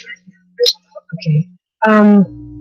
Just a few preliminary questions, but before that, we are presenting Your Honor Dr. Margareta Wiwarinki Singh, who is a consultant of the Office of the United Nations High Commissioner for Human Rights. She's also an advisor to the Ministry of Climate Change, Government of Vanuatu, and assistant professor of public international law at Leiden University in the Netherlands. Our resource person will share her expertise and insights on the Climate Compensation Act that clarifies the principles of liability for large-scale greenhouse gas emitters and which could be enacted by countries around the world. And before she proceeds with her presentation, Your Honor, we would like the witness to confirm and affirm certain documents. Good afternoon again, Dr. Margareta. We would like you to confirm and affirm certain 4 documents which have been pre-marked. Do you confirm and affirm that you submitted to this Honorable Commission a statement pre-marked as Nonopol T to Nonopol T-9 consisting of 10 pages? I confirm and affirm. And in the last page, page 10 of this document, do you also confirm that you have signed this statement? I confirm and affirm. Thank you. The signature, Your Honor, has been pre-marked as Nonopol T-9-A. The second document, Dr. Margareta, refers to a curriculum vitae consisting of 3 pages, pre-marked as Nonopol U to Nonopol U-2. You confirm and affirm having submitted this to the Honorable Commission. I confirm and affirm. Thank you. The third document refers to a printed PowerPoint consisting of 6 pages, pre-marked as Nonopol V to Nonopol V-5. We confirm and affirm having submitted this to the Honorable Commission. I confirm and affirm. And the last document refers to a 51-page document entitled Taking Climate Justice into Our Own Hands, a Model Climate Compensation Act, remarked as Nonopol W to Nonopol W-50. We confirm and affirm having submitted this to the Honorable Commission. I confirm and affirm. At this juncture, can we request the clerk of the Honorable Commission to confirm this? For the record, Your Honor, we confirm the markings as manifested by Petitioner's Counsel. All right, thank you very much. Councils, please proceed. Thank you. Now, Dr. Margareta, you may now proceed with your presentation. Thank you and good afternoon. Good afternoon again, Your Honors. It is an honor and a privilege for me to present to you today at this final hearing of the National Inquiry on Climate Change. My presentation consists of 2 main parts. The first part talks about the right to a remedy on the international human rights law. The second part discusses the concept of a Climate Compensation Act, including its legal basis. And I will conclude with some recommendations for the way forward.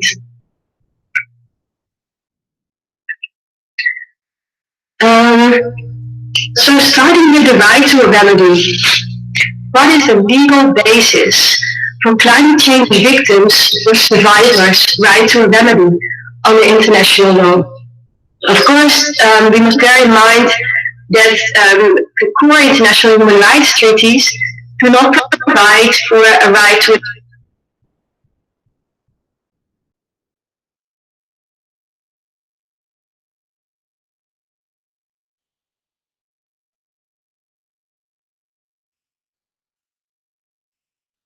Dr. Margareta, are you still online?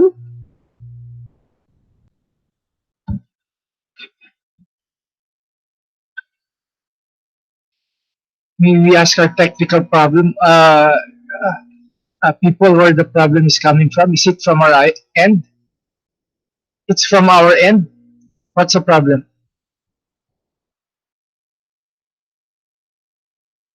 All right, Margareta, can you hear us? Wala.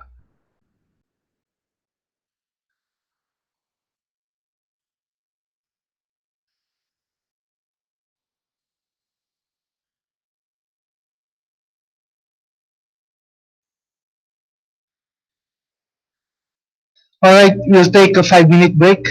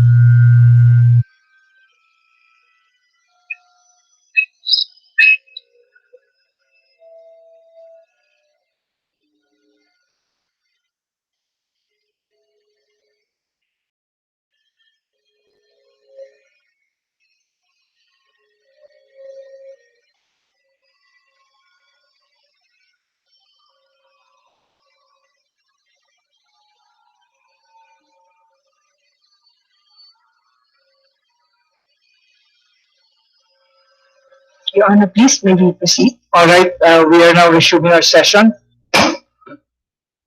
Please go ahead. Margaretha, Dr. Margaretha, please proceed. Thank you. Shall I start again from the beginning of the presentation? Yes, thank you. Okay. Okay. So I'd like to reiterate that it's an honor and a privilege for me to present to you today at this final hearing of the National Inquiry on Climate Change. My presentation consists of two main parts. The first addresses the right to a remedy on the International Human Rights Law, and the second part discusses the concept of a Climate Compensation Act, including its legal basis. I'll conclude with some next steps and recommendations. So, what is the legal basis? And I'm at slide number 3. What is the legal basis for climate change victims or survivors' right to a remedy? Of course, when it comes to the substantive rights, there is no right to a safe climate protected in any human rights treaty, but there are other rights protected in those treaties that are affected by climate change, including of course, the right to self-determination, the right to life, the right to food, the right to housing, health, water, education, culture, and so on. Now, there is overwhelming support for the interpretation of human rights law as applying to climate change, and that is because of a very basic rule of treaty interpretation. Namely, that treaties must be interpreted in light of their objective purpose. And of course, for human rights treaties, the objective purpose of the treaty.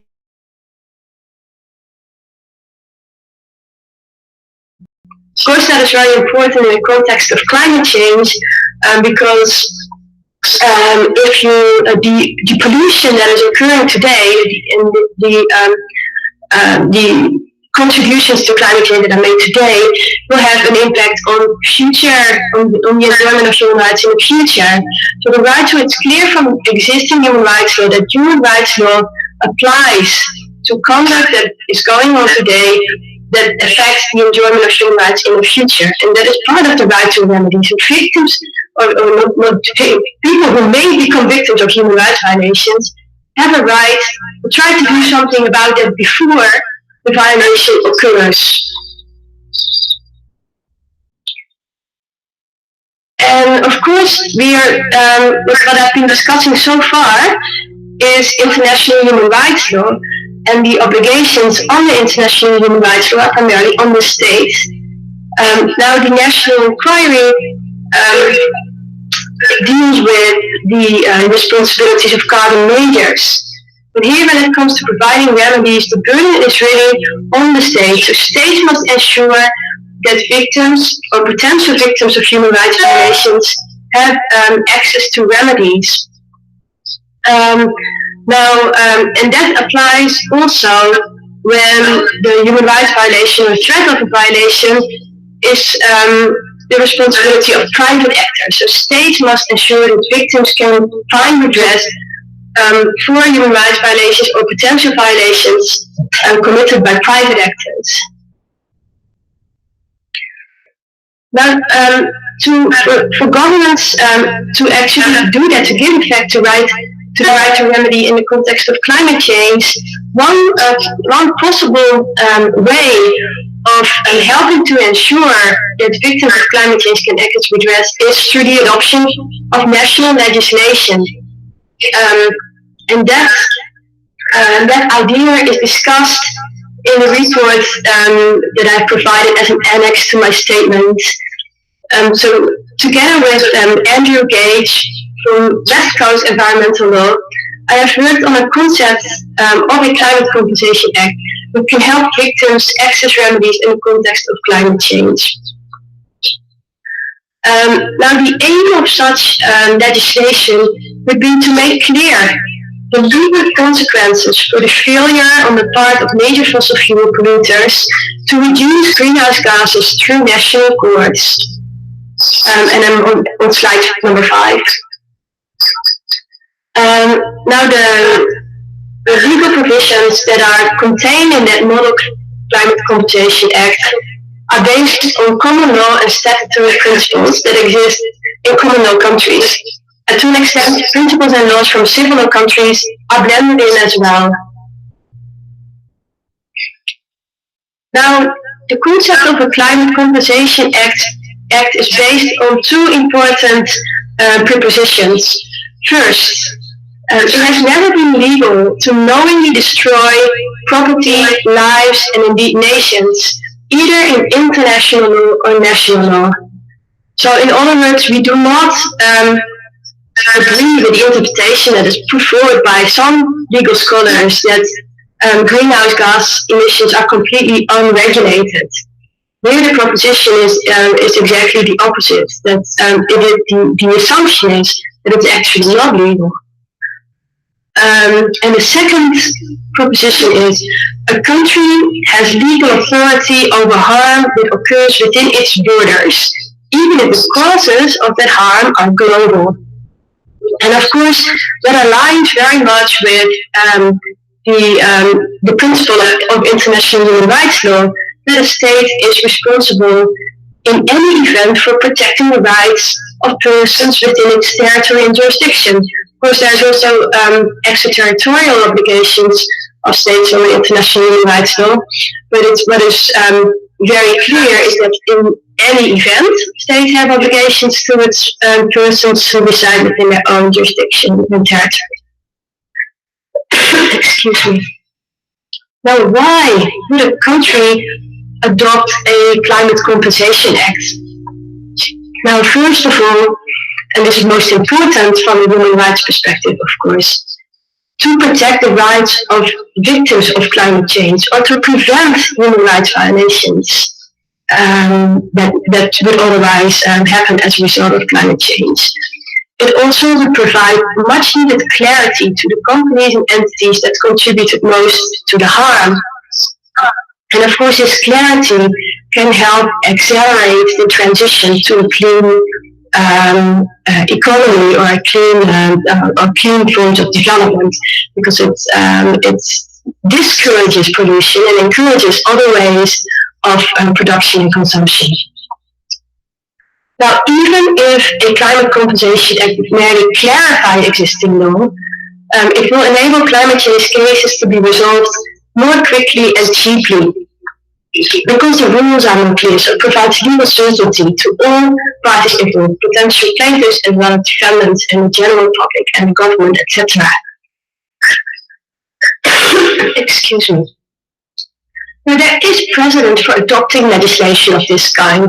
Perhaps the most obvious precedent is legislation that was passed in the 1990s in relation to tobacco companies. This legislation changed the rules for liability in lawsuits against tobacco companies. So one example is the Tobacco Damages Act 1997. So it did several things that the Climate Compensation Act, as we drafted it, would also do. Creating a cause of action for governments and the public to rely upon in suits against tobacco companies for damages caused by their products. It would allow governments to sue tobacco companies on behalf of the public, and it also allows liability to be established based on an increase of the risk that a damaging impact, in this case health consequences of smoking, will occur as a result of the activities of the companies. And the legality of this act was challenged, unsurprisingly, but it was upheld by the Supreme Court. And here I'm talking about the Tobacco Damages Act 1997 passed by British Columbia. But there are several other similar acts passed in other jurisdictions. In the report, we also outline a couple of other precedents in the field of environmental law. There's one precedent that I would like to highlight because it's probably closest to the Model Climate Compensation Act that we have proposed, and that is Kenya's 2016 Climate Change Act. I'll discuss that in a bit more detail in a minute. Now, what would a Climate Compensation Act, what could it do? Slide number 9. So first of all, it would clarify the cause of action that plaintiffs can rely upon in climate change suits. So here, in the Model Climate Compensation Act, the principal cause of action is public nuisance. So the act makes it clear that activities that contribute to climate change interfere with the public right to a healthy atmosphere. So it creates a very clear cause of action, but there's no doubt about that. It also resolves the question of jurisdiction. It makes it very clear that national courts have jurisdiction over climate-related damages occurring within national boundaries. So this is a concept that is recognized in a whole range of jurisdictions, as we also discussed in the report, but not in all jurisdictions. So, for example, in the United States, courts have generally rejected this notion that national courts can have jurisdiction over a suit based on merely on the location of the damages. Now in the US that is probably not so much of a problem because of the presence of many carbon major and other major polluters within a jurisdiction. But if the US were to adopt a climate compensation act, for example, then it would change and it would declare that the location of the dam is a solid basis for jurisdiction over this kind of case. The Climate Compensation Act also clarifies who can be plaintiffs in these kind of cases. So it lists governments, local and indigenous governments, and individuals. And it also says that there is a hierarchy of claims. So where a government sues on behalf of the people, then those people themselves cannot also sue in their individual capacity. Then it is assumed that the government represents those people and that it precludes further claims about the same damages. That's just for the sake of efficiency and to avoid duplication, and also in fairness to the defendants. Now, who are the defendants in these kind of cases that could be brought under a Climate Compensation Act? What we have said is only major emitters can be defendants. That's because, of course, we don't want to create a situation where under a Climate Compensation Act, you and I and everybody could be sued for our minor contributions that we make to climate change. And that would be completely impractical and unfair. So there's a limit. Only major emitters can be sued. What does it mean, major emitters? What we have said is major emitters are those who have a detectable or whose contributions to atmospheric emissions are detectable. That means in practice that they have contributed at least 0.1 parts per million to atmospheric emissions. So in practice that means that only really major fossil fuel companies and other large fossil fuel producers or those who contribute to emissions can be held to account. And then slide number 10, the issue of causation. So causation, of course, is really a major potential hurdle to address for victims in these kind of cases. And the success potential or the likelihood of success that victims can access redress in cases hinges to a significant extent on the kind of causation test that is adopted by courts. Now, right now, we often don't know what test the courts are going to apply. It's really guesswork, which is an undesirable situation. So Climate Compensation Act clarifies the causation test. And here, when a country adopts the Climate Compensation Act, this is something to consider. What kind of causation test do you want to choose? So the Model Climate Compensation Act, we have taken a rather conservative approach. So we have relied on common law and incorporated even the but-for test. So if no contribution will be made without the action of the defendant, then there would be no causation. But we're not asking, the Climate Compensation Act doesn't prohibit the court from establishing liability where there is no certainty about causation. Instead, it takes a risk-based approach, just like what's happened in the tobacco compensation legislation, where it says that where a company doubles the conduct of a defendant doubles the risk that the harm suffered by the plaintiff would have occurred, then causation is established. So that requires courts to look into attribution science to see whether indeed the risk that the harm would occur was doubled as a result of the defendant's conduct. more radical approaches are also possible, as we see from the Kenya Climate Change Act that I mentioned before. So in Kenya, the act says that no actual injury is needed. All that is needed to establish liability is to show that the defendant acted in a wrongful manner, so it contributed to climate change in a manner prohibited under the Act. So there no proof of injury is needed, and therefore actually it doesn't really require causation to be established at all. So that is a different approach that also is worth considering.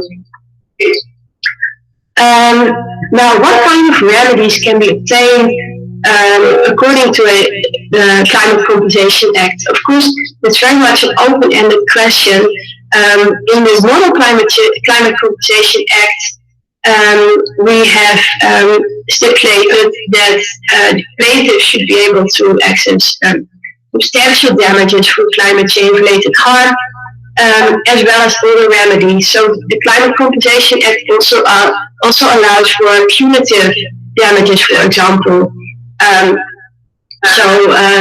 The court could order defendants to pay more than the damage they have actually caused. For example, when it's clear that defendants intentionally, for example, hid information or intentionally allowed harm to continue occurring, therefore not only punishing the defendant for that wrongful comment, but also disincentivizing similar behavior from other potential defendants. The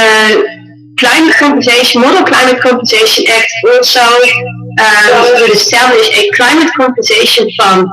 With that fund, so courts could order defendants to pay damages into that fund. That is, of course, particularly useful where it is a government or public authority suing on behalf of the public. So the damages award could go wholly or partially into a climate compensation fund, and the money that is in that fund could be allocated to all forms of redress, including mitigation or atmospheric recovery, adaptation, disaster risk reduction, and other forms of redress for victims to restore the enjoyment of human rights.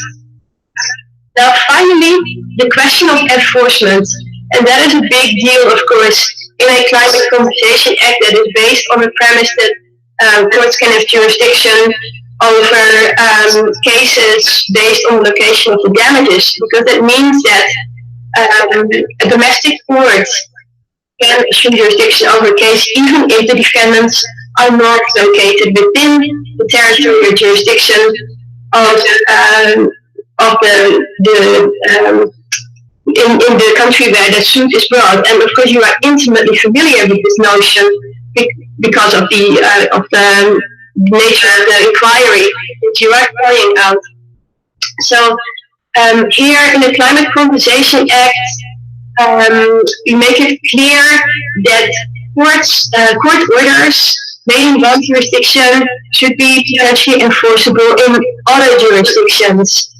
And the climate, of course, if the Philippines adopts a Climate Compensation Act, that is not going to change anything directly in the laws of other jurisdictions where you want judgments to be enforced.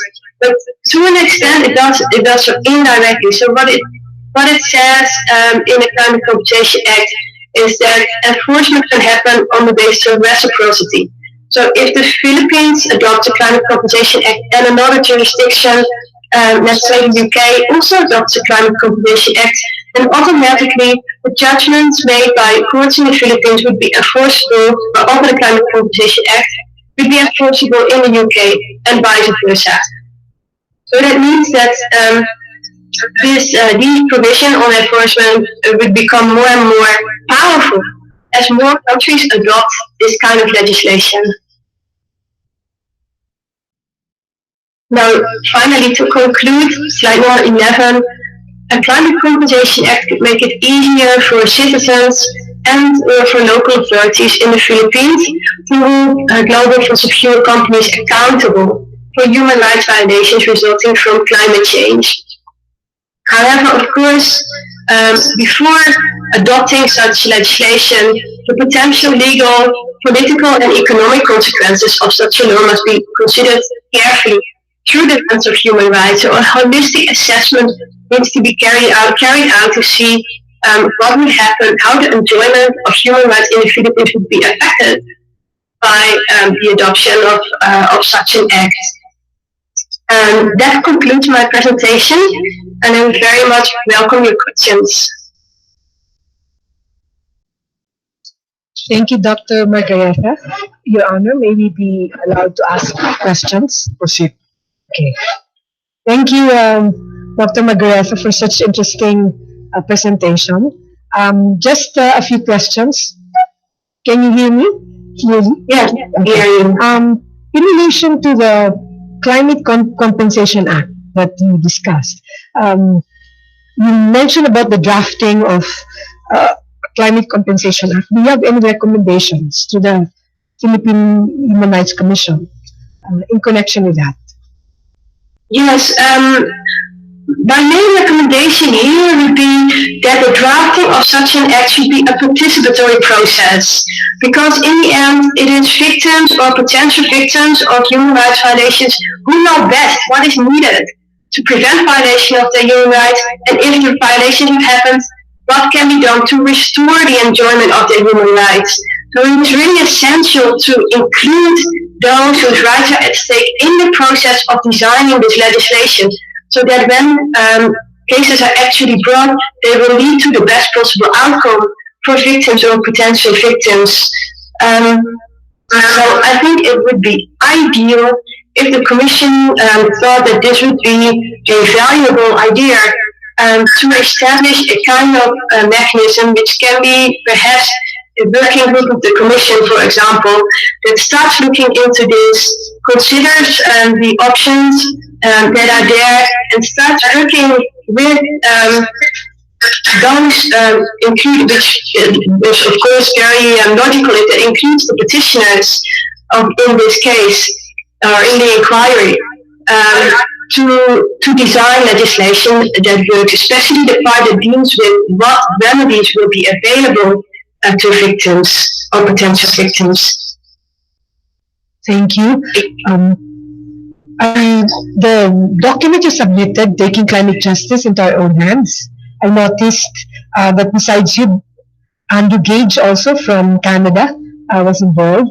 I'm just curious whether there are efforts now in Vanuatu or Canada that actually is efforts towards crafting a model climate compensation act.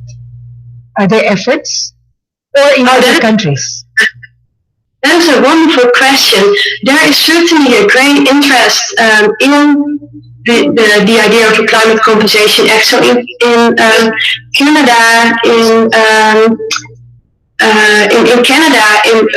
probably Canada, a private bill has been tabled that proposes a private member's bill has been tabled that proposes a climate compensation act. In Vanuatu, the government is also actively looking into options to enhance access to remedies for victims of climate change in Vanuatu, including the possibility of amending national legislation to allow victims of climate change or potential victims to access redress. Thank you. Based on your extensive research, Dr. Margareta, to what extent can you extend human rights law to cover accountability of fossil fuel companies? That's a wonderful question. I would even say that it is not a question of extending human rights law, because the right to a remedy is so much at the heart of human rights law. If human rights law doesn't allow for victims of human rights violations to access redress, what is it worth? It would be merely empty language. It is very much the purpose of human rights law to ensure that those whose rights are violated can hold those who have caused the violation or are responsible for it to account. And it is no longer controversial that the enjoyment of human rights is affected by climate change. So the next logical step is to ensure that those whose rights are actually being violated or at risk of being violated can access redress, and to start thinking creatively what we need to do to remove some of the obstacles to redress that currently exist. Thank you. When in pursuing this, are there options available to apportioning climate damages among multiple companies, for instance? Multiple companies that produce fossil fuels and they produce damages. Are there options available to apportioning those damages among these companies? Certainly, there are a range of options available based on precedents from different areas of law. Of course, the option that fossil fuel companies would propose is that there can be no liability because everybody is responsible for a particular contribution or share of the damages, and we can never figure out for sure who contributed what.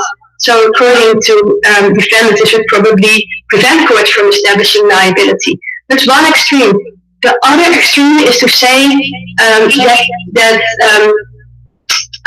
major emitters would be jointly and severally liable for climate change damages. That means that you can hold one major emitter to account for all climate damages that you can prove. Of course, that is in the context of climate change unfair to the defendants because you could hold a relatively small emitter, even as long as it's a major emitter, to account for all the consequences of climate change. Of course, sorry, that is a burden that no individual entity could bear. Even if it would be allowed, of course, as it happens, as is allowed when the law takes a joint and several liability approach, the defendant who is held liable for all the damages can then be held, take action against other contributors and try to get their contribution to the damages back in a way.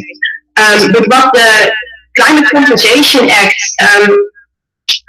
proposes is a more moderate approach that is also fair, namely to hold major emitters, or to allow courts to hold major emitters to account for damages proportionally to their contribution to the damages. So, for example, if the contribution of one major emitter to carbon emissions, total carbon emissions is 2%, then that emitter would be liable for 2% of the damages.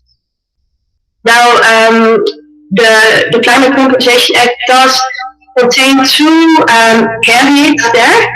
The first one is that there can be no duplication because of the way the Act is designed. Major emitters can be held to account at various stages of the production and consumption process of fossil fuels. So if two defendants are responsible for the same damages, then of course they will not be both liable for that full amount of damages, but instead they need to apportion the liability between them.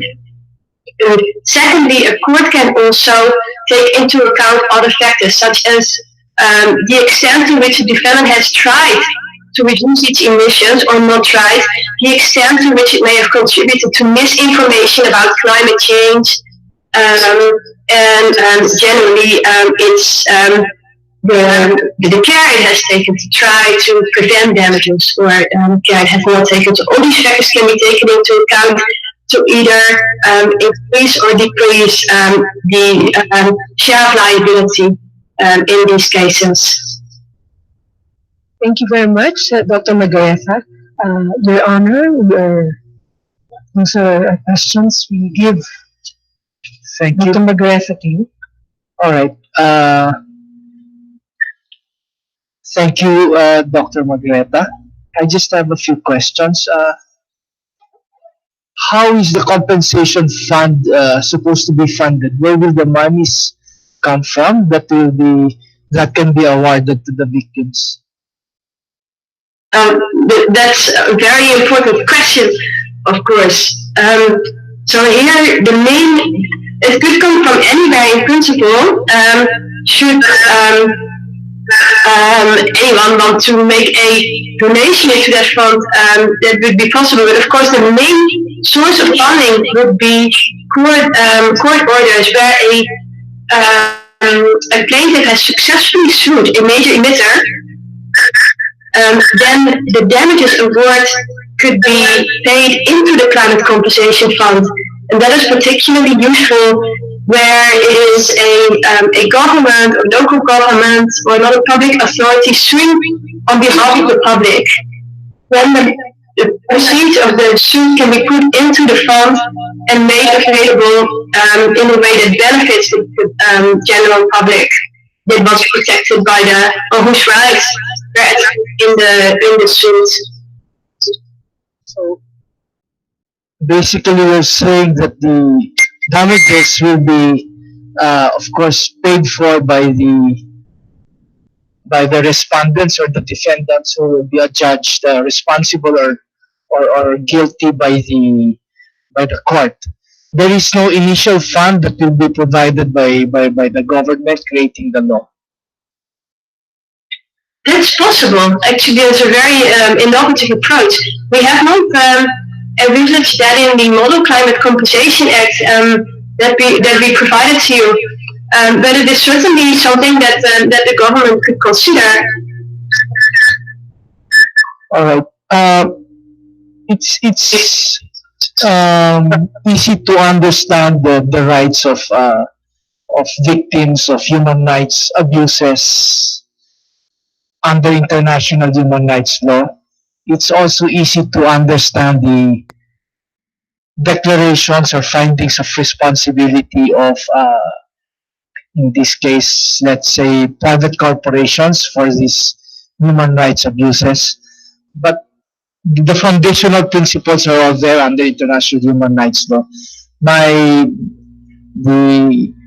issue that I'm now contending with in my mind is how does a court created under domestic law establish jurisdiction over parties that are not located within that jurisdiction? How does it compel how does it proceed with the judicial process if it has no compulsory processes over the parties that are included in the case? Yeah, that's a really excellent question. So what we have in our research, what we found is that a whole number of jurisdictions actually allow plaintiffs to sue defendants even if those defendants are located outside the jurisdiction based on the location of the harm. And that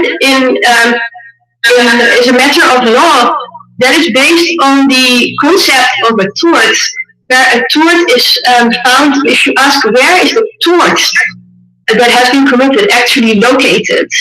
Of course, in climate change, it's to an extent transnational. But what is emphasized when it comes to the question of jurisdiction in these cases is that the harm itself constitutes the tort. So not so much the wrongful acts or the location of the defendants, but the harm itself. That is what is wrong. That is what is prohibited. And therefore, courts that are located on that territory, in that jurisdiction, where the harm occurs, can assume jurisdiction over a defendant, even if the defendant is located elsewhere.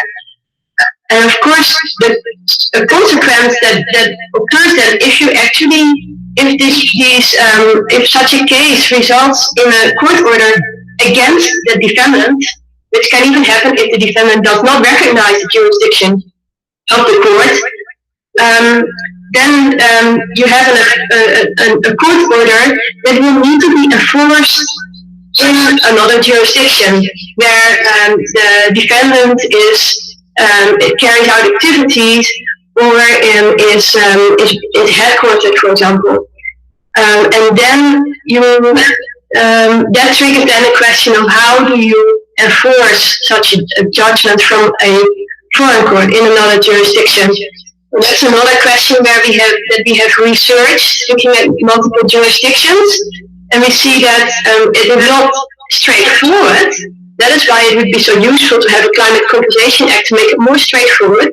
But even today, where we don't have many climate compensation acts adopted in countries around the world, even today, it would be possible to enforce these court orders in some jurisdictions, at least, it seems, based on our research. And that is also based on well-established principles of private international law regarding the collection of debts internationally. How does the domestic court, for example, in this particular instance, how will a Philippine court, after finding that a party outside its jurisdiction is liable to pay damages to its citizen, how will it enforce that liability order if the country where the respondent resides or is a citizen of does not recognize the jurisdiction of our courts? How do we enforce our orders? That's a very important question. It's difficult to answer it in the abstract because it really depends on the jurisdiction. Every jurisdiction has different rules on that. So in some jurisdictions, it will be it may be possible to get a domestic court to recognize the court order made in the Philippines. And there are several factors that courts are likely to look at when it comes to whether or not a judgment from the Philippines is enforceable in their domestic courts. And that will be, of course, due process. So the court order must result from a proper judicial proceedings, and also reciprocity may be taken into account. So the question whether if a similar court order would be made in that jurisdiction against a defendant who is located in the Philippines, would the Philippines also recognize that foreign court order and begin to enforce it? If that is the case, then it is more likely that that foreign court will also recognize the domestic court order from the Philippines. But to make that even more clear, in a Climate Compensation Act, this could be clearly articulated, so that there's no question about it. And especially in common law countries, of course, when we need to interpret precedents, which are not necessarily not necessarily always straightforward, it would be crystal clear that this is indeed the case in climate change cases. So in that sense, it's very useful, but the approach that the Commission is taking with this inquiry to reach out to a global audience is very useful. And therefore, if I may make another recommendation, that would be to continue to reach out to a global audience. If the Commission chooses to proceed with this idea and start working out what a Climate Compensation Act for the Philippines could look like, because the Philippines Climate Compensation Act would be much more powerful if other countries adopt similar legislation. Yeah, the ideal situation is if many countries would adopt the same law or substantially the same law, recognizing the jurisdiction of the other countries for human rights violations resulting from climate change, then there will be no problem invoking the principle of reciprocity. But in the absence of that, it's very difficult. I think this should be approached in a collaborative way among governments, among legislators, from different jurisdictions, but uh, countries operating in silos, passing their own laws might not be. It should be a global effort.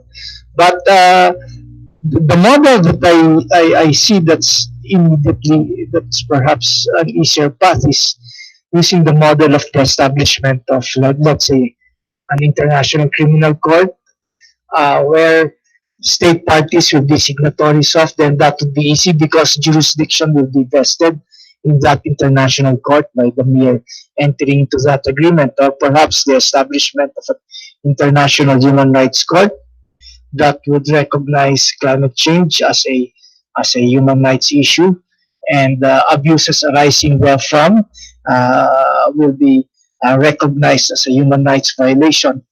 Um, Let me go to the next question. Uh, who were involved in the drafting of this model law? That is mainly Andrew Gage from West Coast Environmental Law, based in Canada, and myself. And I have also involved some students from different Pacific Island countries in drafting the reports. George Twaki mentioned in the report is the main contributor from the Solomon Islands. So in our research, we have looked at different jurisdictions in most Commonwealth countries and also in Pacific Island countries, given that this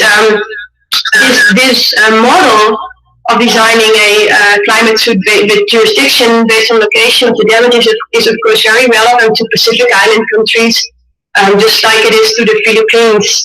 With huge massive human rights violations already being suffered as a result of climate change, and difficulties for victims to access redress, and also grappling with this question of enforcement of judgment, given that most of these very climate vulnerable countries don't have significant presence of these major emitters in their jurisdictions. I think you've made a very important initiative, although there's still a lot of hurdles ahead of you, but that's a very laudable effort. Have you vetted this idea with, let's say, the International Bar Association? Not with the International Bar Association, although, if I remember correctly, the International Bar Association does highlight in a report that it published a couple of years ago on human rights and climate change that it would be desirable to have something like this, some kind of legislation like this. So it is perhaps that is a link that still needs to be drawn. And thank you for the suggestion. Because that would greatly facilitate collaboration among states, among the different domestic bar associations, to come up with a more refined model that would address issues of jurisdiction and enforcement of judgment, jurisdiction over subject matter, jurisdiction over parties, enforcement jurisdiction. Anyway, you are a professor in the Netherlands, I believe.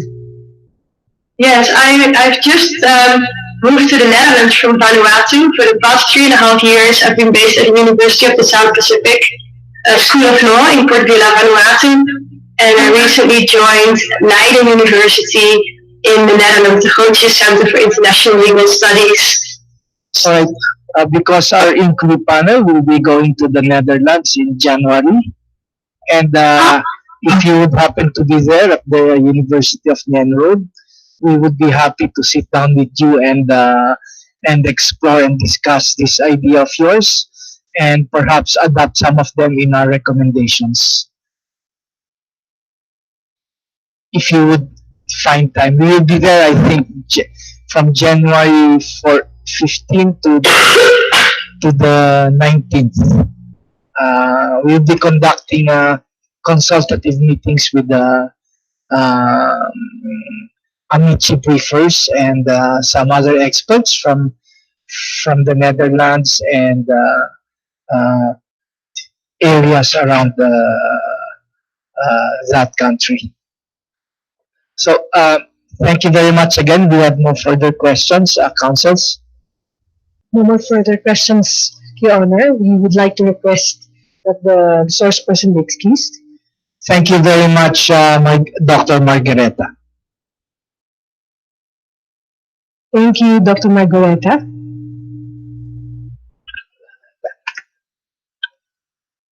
All right, counsels, you may now proceed with the closing arguments. Yes, Your Honors, with the kind indulgence of this Honorable Commission, may I deliver the closing statement? Yes, where on do you want to behalf of deliver the it? petitioners? From your desk, or do you want to stand there at the forum? I can All stand right. there. We're eager to listen to your closing arguments.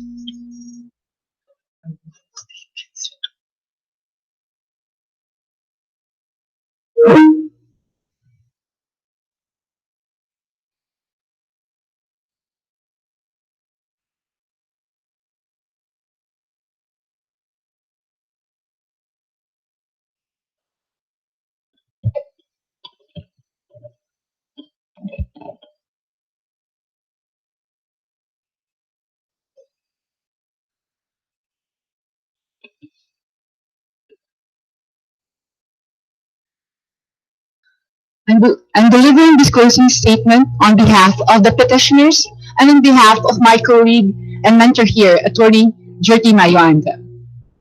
Magandang hapon sa inyong lahat. Good afternoon to everyone who are here and those watching us live online. To the Honorable Commissioner and to Dr. Walpo, a pleasant afternoon. This week, as the world celebrates the 70th birthday of the Universal Declaration of Human Rights, that milestone in our evolution as a human family, we also arrive at the end of these public hearings for what has been a first in the world, a national inquiry into the responsibility of major fossil fuel and cement companies, respondent carbon majors herein, for climate change and ocean acidification and the impacts on the human rights of Filipinos. We have traveled together on an extraordinary journey this year, learned a great deal from experts in the fields of science, policy, the law, and from the stories of Filipinos from here and abroad who experienced, continue to experience, or are threatened by the impacts of climate change firsthand. They have helped to move the sometimes abstract concept of human rights out of its legal frame and invited us to view its meaning in the setting of everyday life. Please allow me to take you back. A young indigenous woman of the Aita Ambala, Rika Kahilig, shared with us her fear of losing cultural traditions of her people because of forests, springs, and lands that can no longer provide the food and medicine they have always relied on.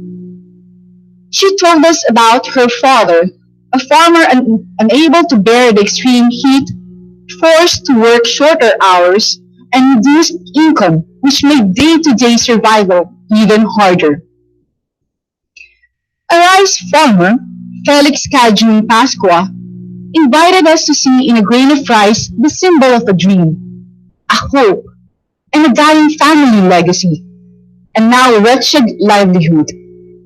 He illuminated the tragic irony of farmers, those who feed this country going without enough to eat, dragged deeper into poverty and debt to regenerate their fields after typhoons drown the crops, only to worry about the drought that may come later. He laid bare for us the ingredients of life that climate change is taking away: food to eat, land to till, a home to live in. Nag-uulanin na ang panahon. The weather is getting more senile, he said, and farmers are at its mercy.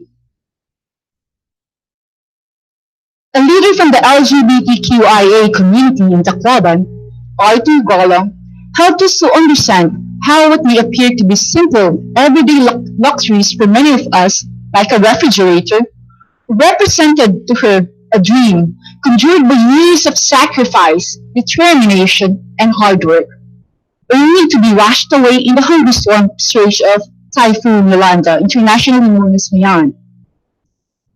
The same super typhoon displaced a youth survivor, Mariel Bakason, who was forced to stand off from her family at a young age and work overseas, enduring loneliness just to help provide food on the table.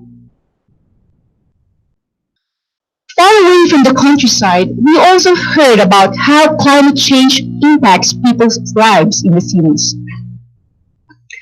A surgeon who temporarily and frighteningly lost the use of her hands after infection from an unheard of mosquito-borne disease after a typhoon.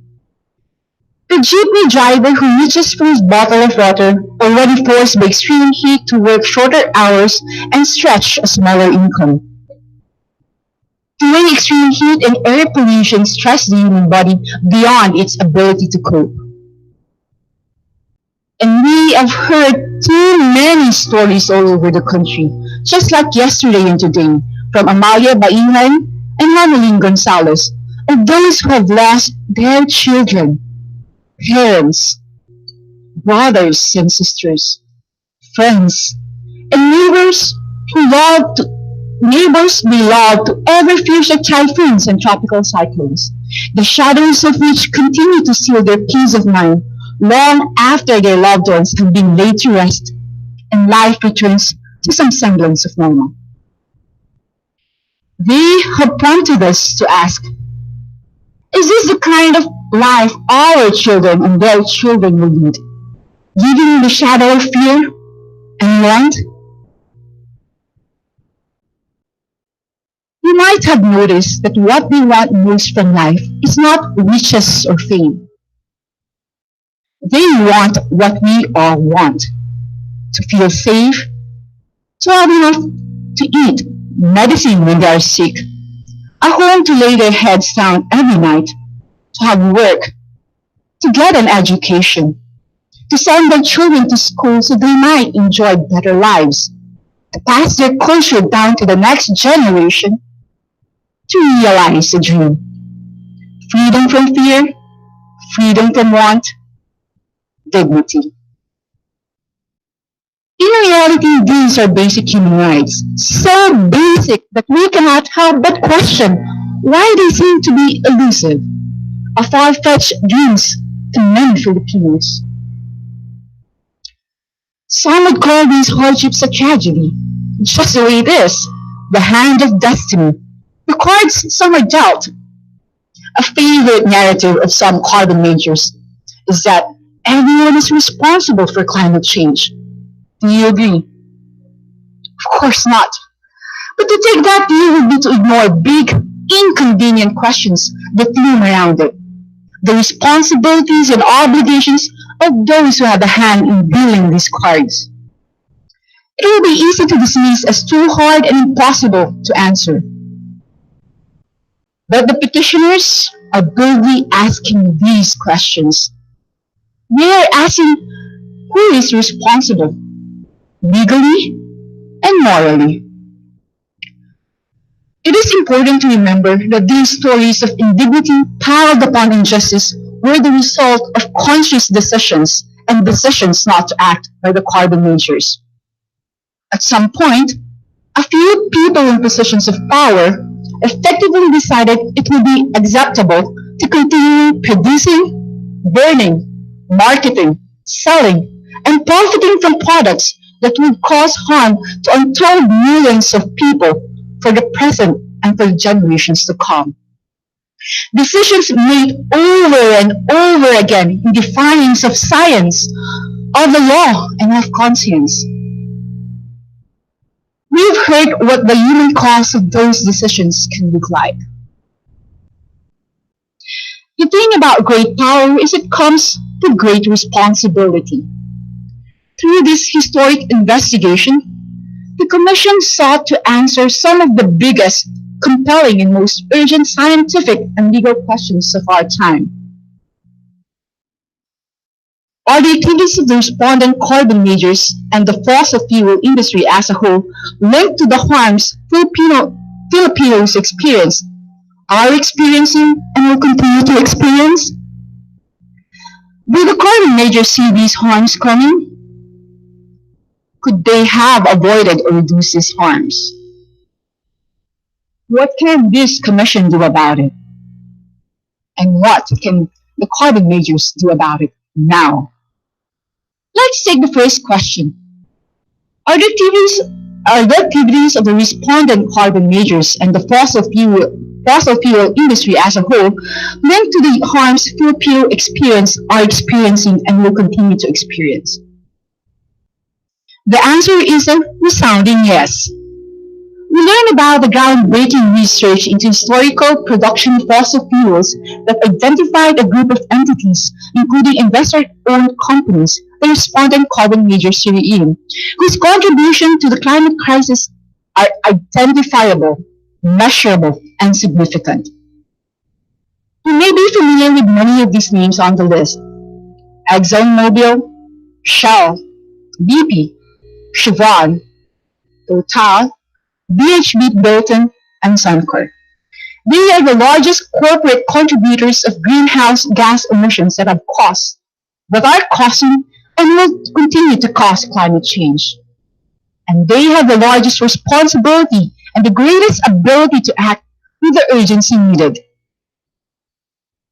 There's no other industry in the world that could have the greatest impact on steering the fate of our country, our way of life, well-being, our future prosperity.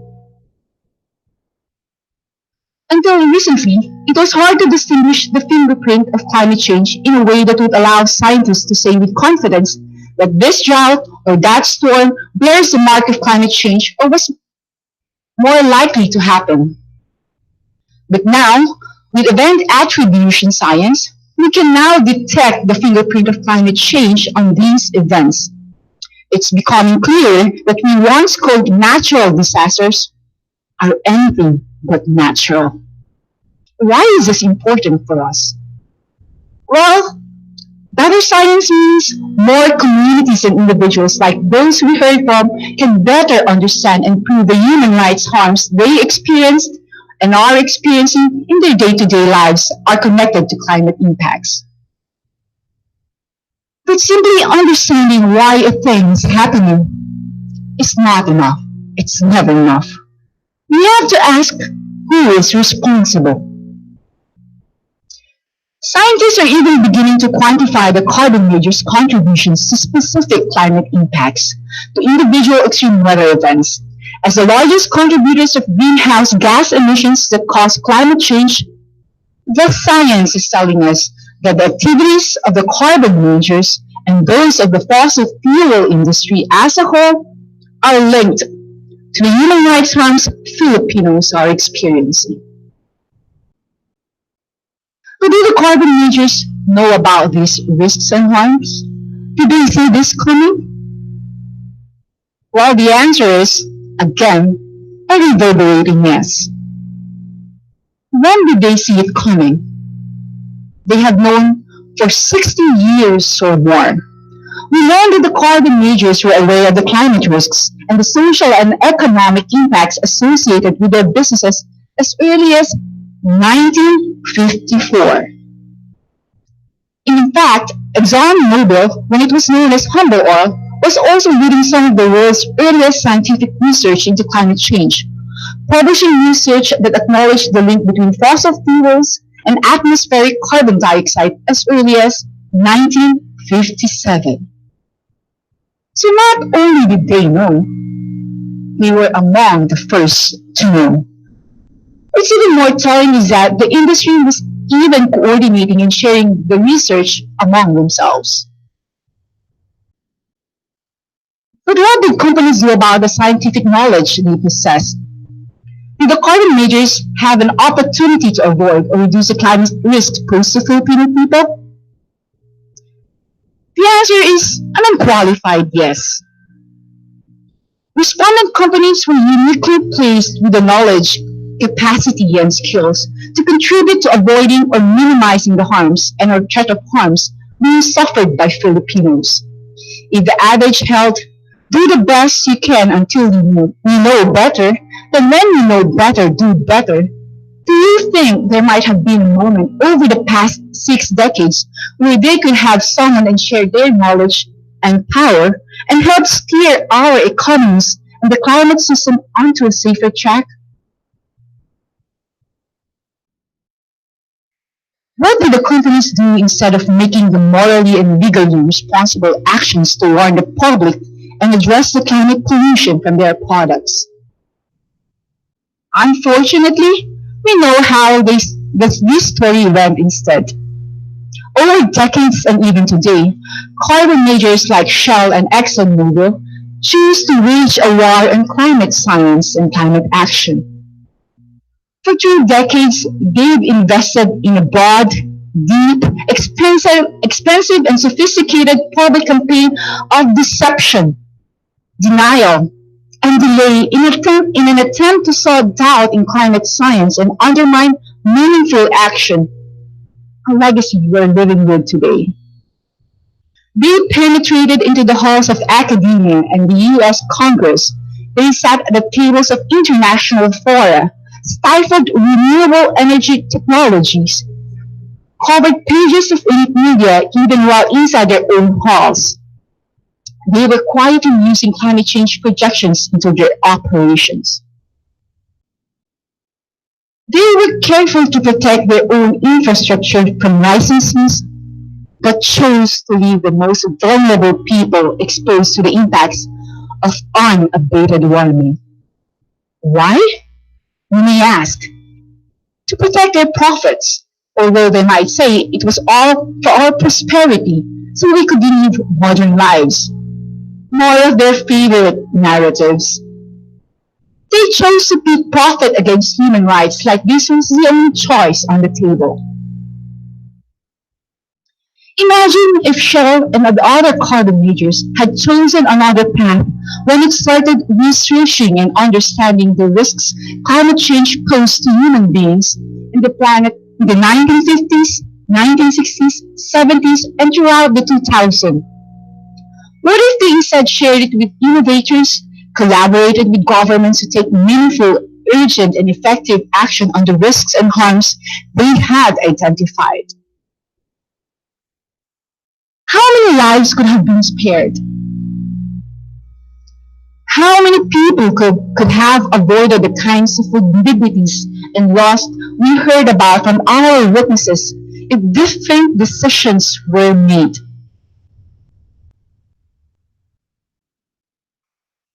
What are they doing about it today now that they know better? Well, actions speak louder than words. And they are saying a lot of these days, but not doing better. And certainly not enough.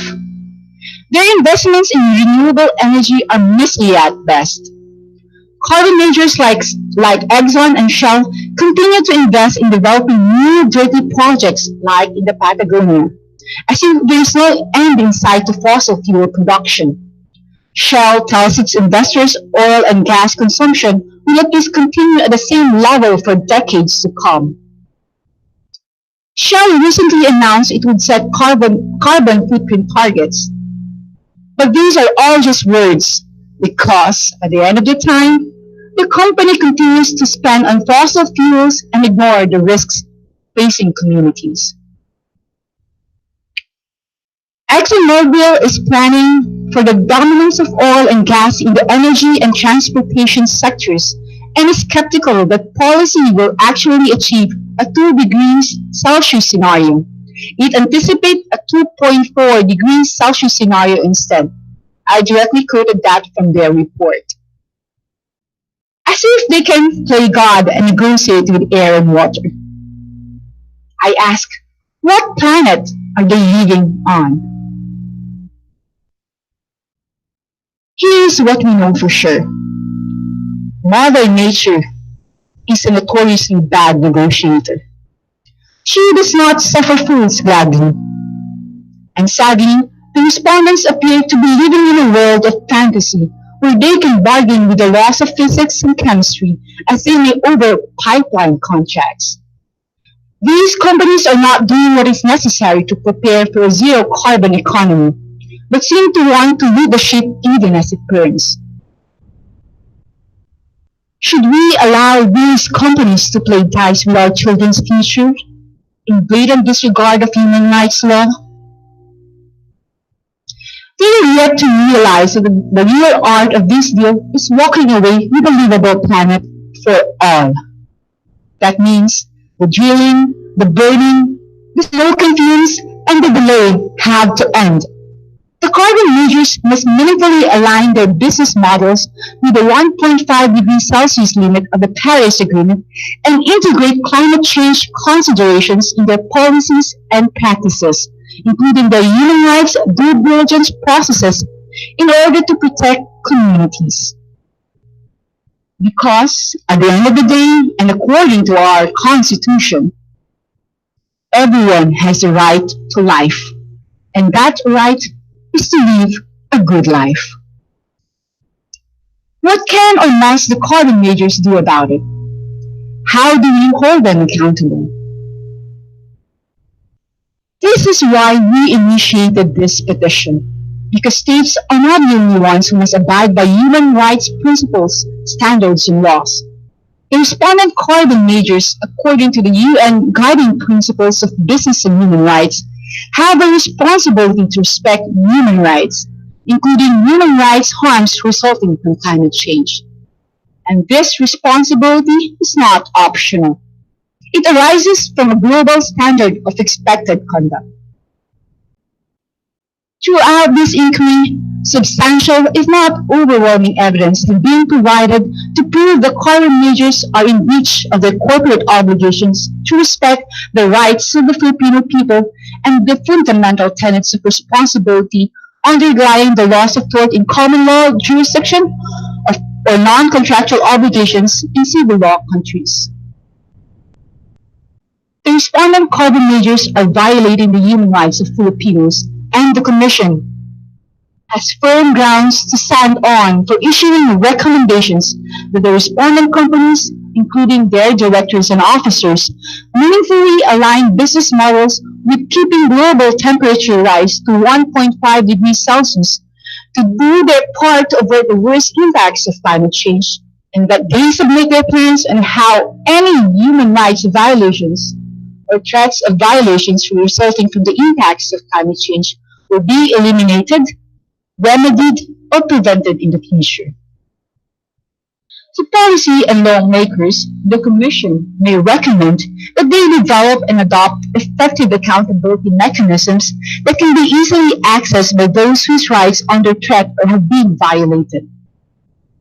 To governments, including the Philippines and other countries where the investor-owned carbon majors are domiciled and or are operating, the Commission may recommend that they strengthen or explore new ways to fulfill the international duty of cooperation to ensure that carbon majors take immediate steps to address the human rights implications of climate change. This historic national inquiry has amassed one of the largest collections of evidence on climate change, corporate responsibility, and human rights. The Commission can do the world a service and make this collection public for use by other national human rights institutions, communities, and even corporations that are working to address the human rights implications of climate change. 70 years ago, when the Universal Declaration was born, it captured a broken but healing world's imagination with its dauntless hope of saving future generations from the scourge of war and untold sorrow. The petitioners plant themselves at the same gates of hope, shoulder to shoulder with others around the globe who are drawing a line in the sand. From the youth in Canada and Colombia to crab fishermen in California, more and more people are standing up for their rights against carbon majors. Filipino cities and municipalities experiencing climate impacts have issued resolutions in support of this investigation. We have Tacloban City, Palo Leyte, Capolonga, Camarines Norte, Marawi City, and recently Baguio City. The Commission is in good company for living with courage. Stories and the quest of justice go hand in hand. If injustice is not given voice, it cannot be healed. And if telling your story as our witnesses have done is in itself a choice about how to use the power you hold, choosing to listen is also a choice about how to use one's power. In holding spaces for these stories to be heard and the faces to be seen, in taking an inclusive, creative, and global approach, grounded in the local threats faced by Filipinos, the Commission has chosen to host an unprecedented global dialogue about climate change, human rights, who is responsible, and what climate justice solutions are possible. At the end of the day, our vision for a more beautiful tomorrow is simple. It is one where we bring the law ever closer to justice in protecting human dignity. Because, again, at the end of the day, human rights are experienced very personally. Farmer without land, fisherman without catch, children without school books, mother without home. It is a world where each of us, and those who are in the most vulnerable situations first, have all they need to flourish. Victory will be achieved when we have a world of dignity for all. When the words climate change are placed firmly in the history books as a scourge and sorrow from which we emerged, if not unscathed, wiser and braver. Thank you, maraming salamat po. Thank you very much, Attorney Paudak. Before formally closing the public hearing phase of the inquiry, I, as chair of the panel, would like to deliver a few remarks. These are this is not a speech. These are notes that I made that I would like to share at this junction. First, climate change is a human rights issue, despite the recent development in Poland, where they have taken away the phrase climate change from the rules proceeding from the that have been properly framed from the UN Framework Convention on Climate Change. Climate change is a human rights issue. Climate change is a global issue. Climate change is an existential issue.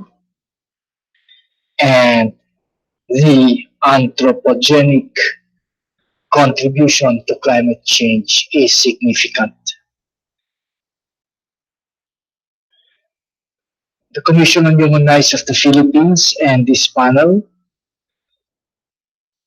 are cognizant of the efforts around the globe to address this important issue of climate change and global warming.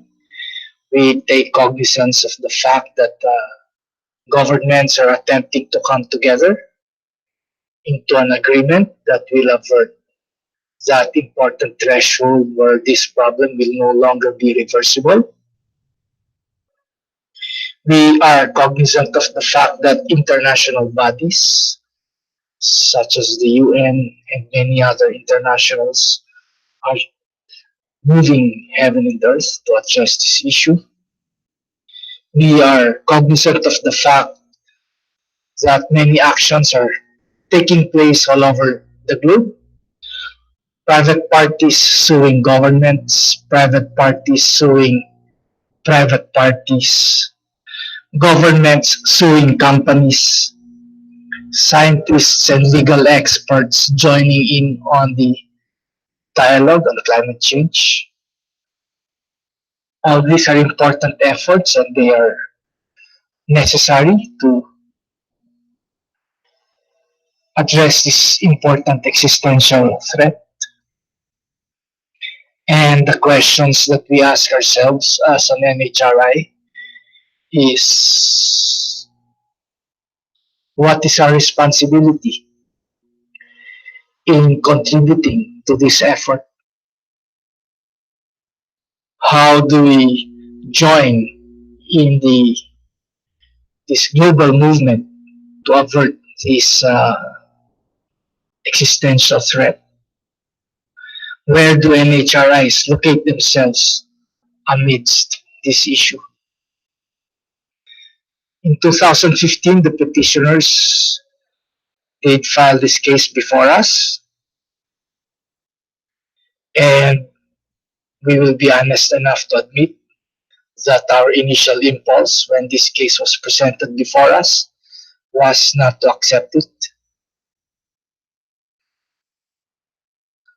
partly because of our lack of familiarity with the scientific issues surrounding it at that time, partly because of our training as lawyers that raised issues of jurisdiction and enforcement, etc. And partly because it presented other numerous challenges, um, such as lack of resources. We knew that this would entail a lot of research, a lot of effort on our part, research in the fields of science and law, which we did not have. We looked around and we saw no legal precedent to help us navigate through this case. There were none. And we were sworn by the lawyers of the respondents challenging our jurisdiction. It was raised that we had no jurisdiction over the subject matter of the case. It was alleged that the case involved economic, social, and cultural rights, and that our jurisdiction only pertained to civil and political rights. And of course, it was also raised that we had no jurisdiction over the parties, many of whom were not even doing business in the Philippines.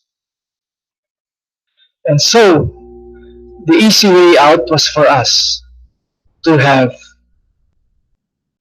decided not to accept the case.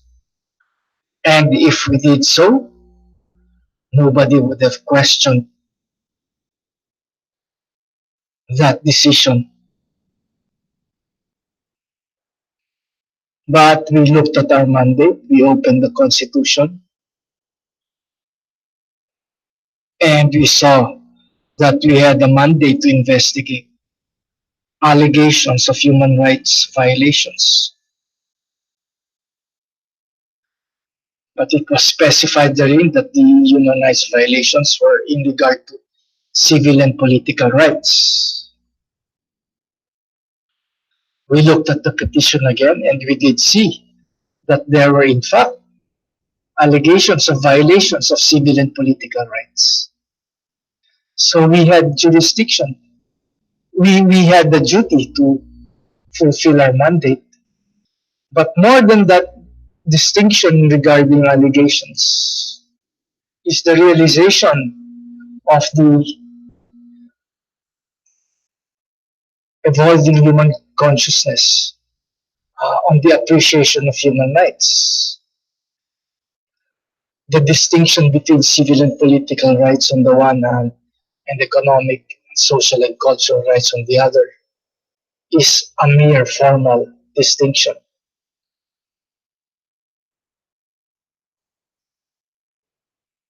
Human rights, as we now know, are not only universal, they are interrelated, they are interconnected, they are one. One cannot talk of civil and political rights without talking about economic, social, and cultural rights. There should no longer be debate about that.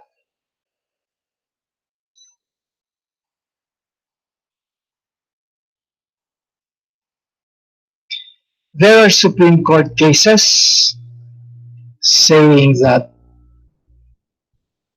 old political Supreme Court cases saying that our jurisdiction is just in regard to civil and political. And we look forward to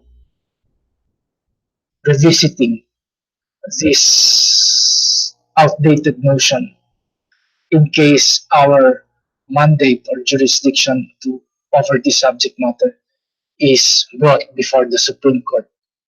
But as of today, our position is that, again, human rights are universal, they are interrelated, they are indivisible.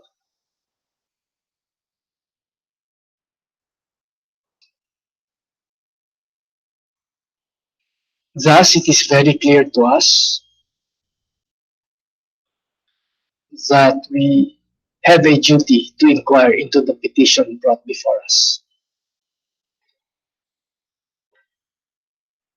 And we saw that our role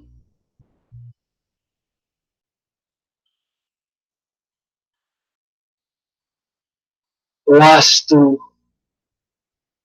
find ways to fulfilling that mandate. But we should not come up with convenient excuses for doing business as usual.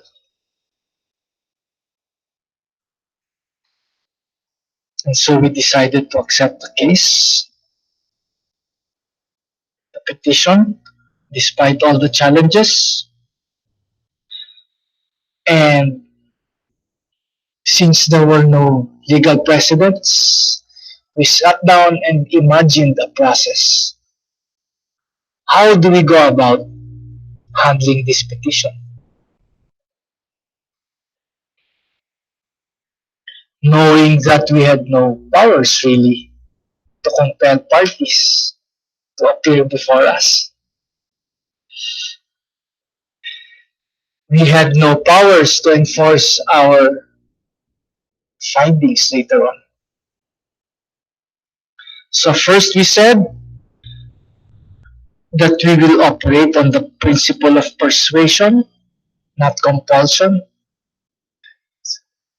We immediately recognized that. We were going to invite parties, stakeholders, duty bearers. We were not going to order them to appear before us. It would be foolish to do so. We said that our process would be dialogical, not confrontational, as you would normally see in courts. We do not want an adversarial process. We want to come up with a consensus, a solution where everybody will be a part of. But it did not mean that because our process would be dialogical, we would be asking easy questions. It would be dialogical, but we will be asking hard questions.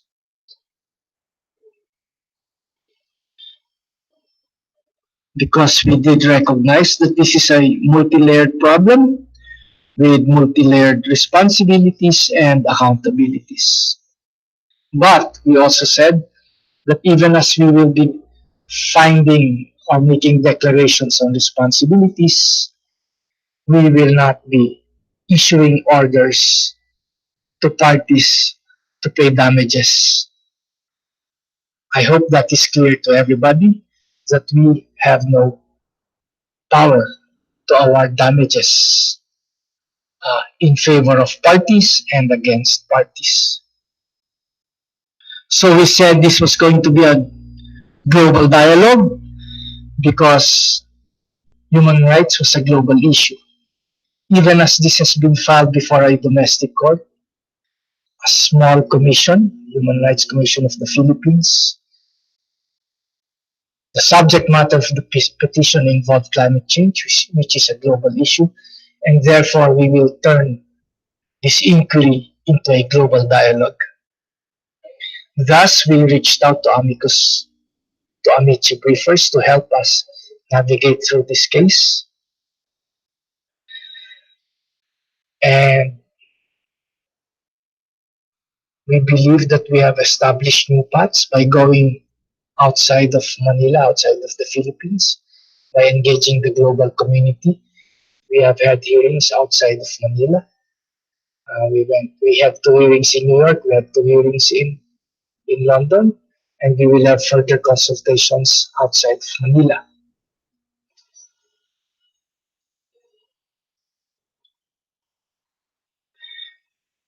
In this global dialogue that we have pursued, we are fully cognizant of the limitations and the frustration of parties in seeking remedies before regular courts.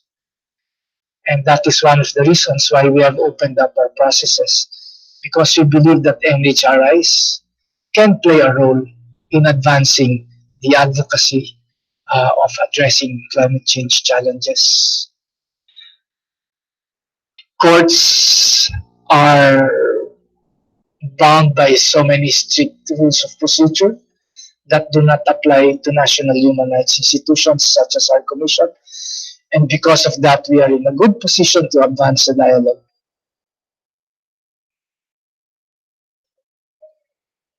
What are the ways forward insofar as we are concerned?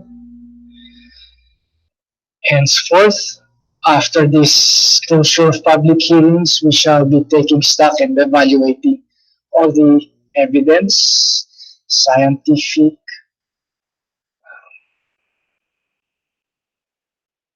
even legal theories that have been brought before us.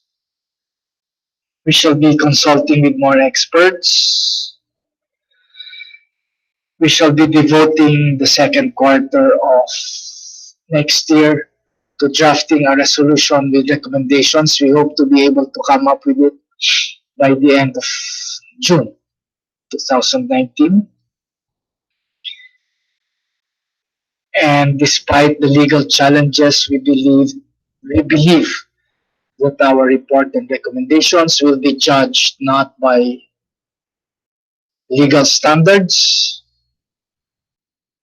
I refer to that specifically technical legal arguments, although we will have legal justifications for our actions. But we will be judged more by the process that we have engaged in, which I believe have been fair and transparent, and our findings, I believe, will be supported by strong evidence. And at this point, we would like to thank all the parties, including the petitioners, for challenging us to face up to this issue, for holding us accountable in fulfilling our mandate. We would like to acknowledge the international cooperation that have been lent to us by all parties all over the world. Some were solicited, some were not, and we are thankful for all the support that have been provided us from the academe, from the other NHRIs, from the Office of the High Commissioner on Human Rights, from the United Nations, from associations, from the International Bar Association, local bar associations such as the New York Bar Association, which hosted us in New York, the academic institution, the London School of Economics, which hosted us in London, from the University of Nyan Wood, who will be hosting us in January, from those who provided funding support, the European Union, Spanish Agency, the Asia Foundation, and many other financial institutions, funding institutions who supported this process. We hope that our effort to turn this into a global dialogue and our effort to open our processes to hearing this petition will inspire other NHRIs also in fulfilling their mandates. During the hearing in London, during one of the breaks, I happened to see read this in one of the monuments to a human rights advocate. Her name is, if I remember correctly, Millicent Fawcett. I almost forgot. She's a women's rights advocate, and there it was written under her bust.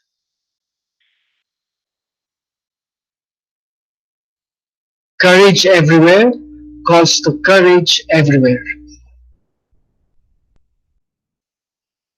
Courage everywhere calls to courage everywhere. And everybody in this process have been courageous in threading new paths, in looking for solutions to this problem, despite all the challenges.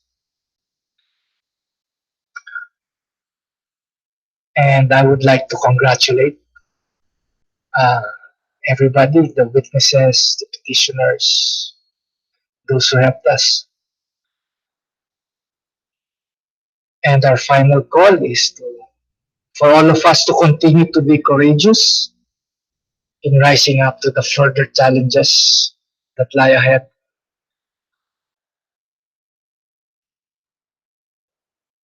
So thank you very much. We will be issuing the transcript of stenographic notes, Minerva, in when? In January.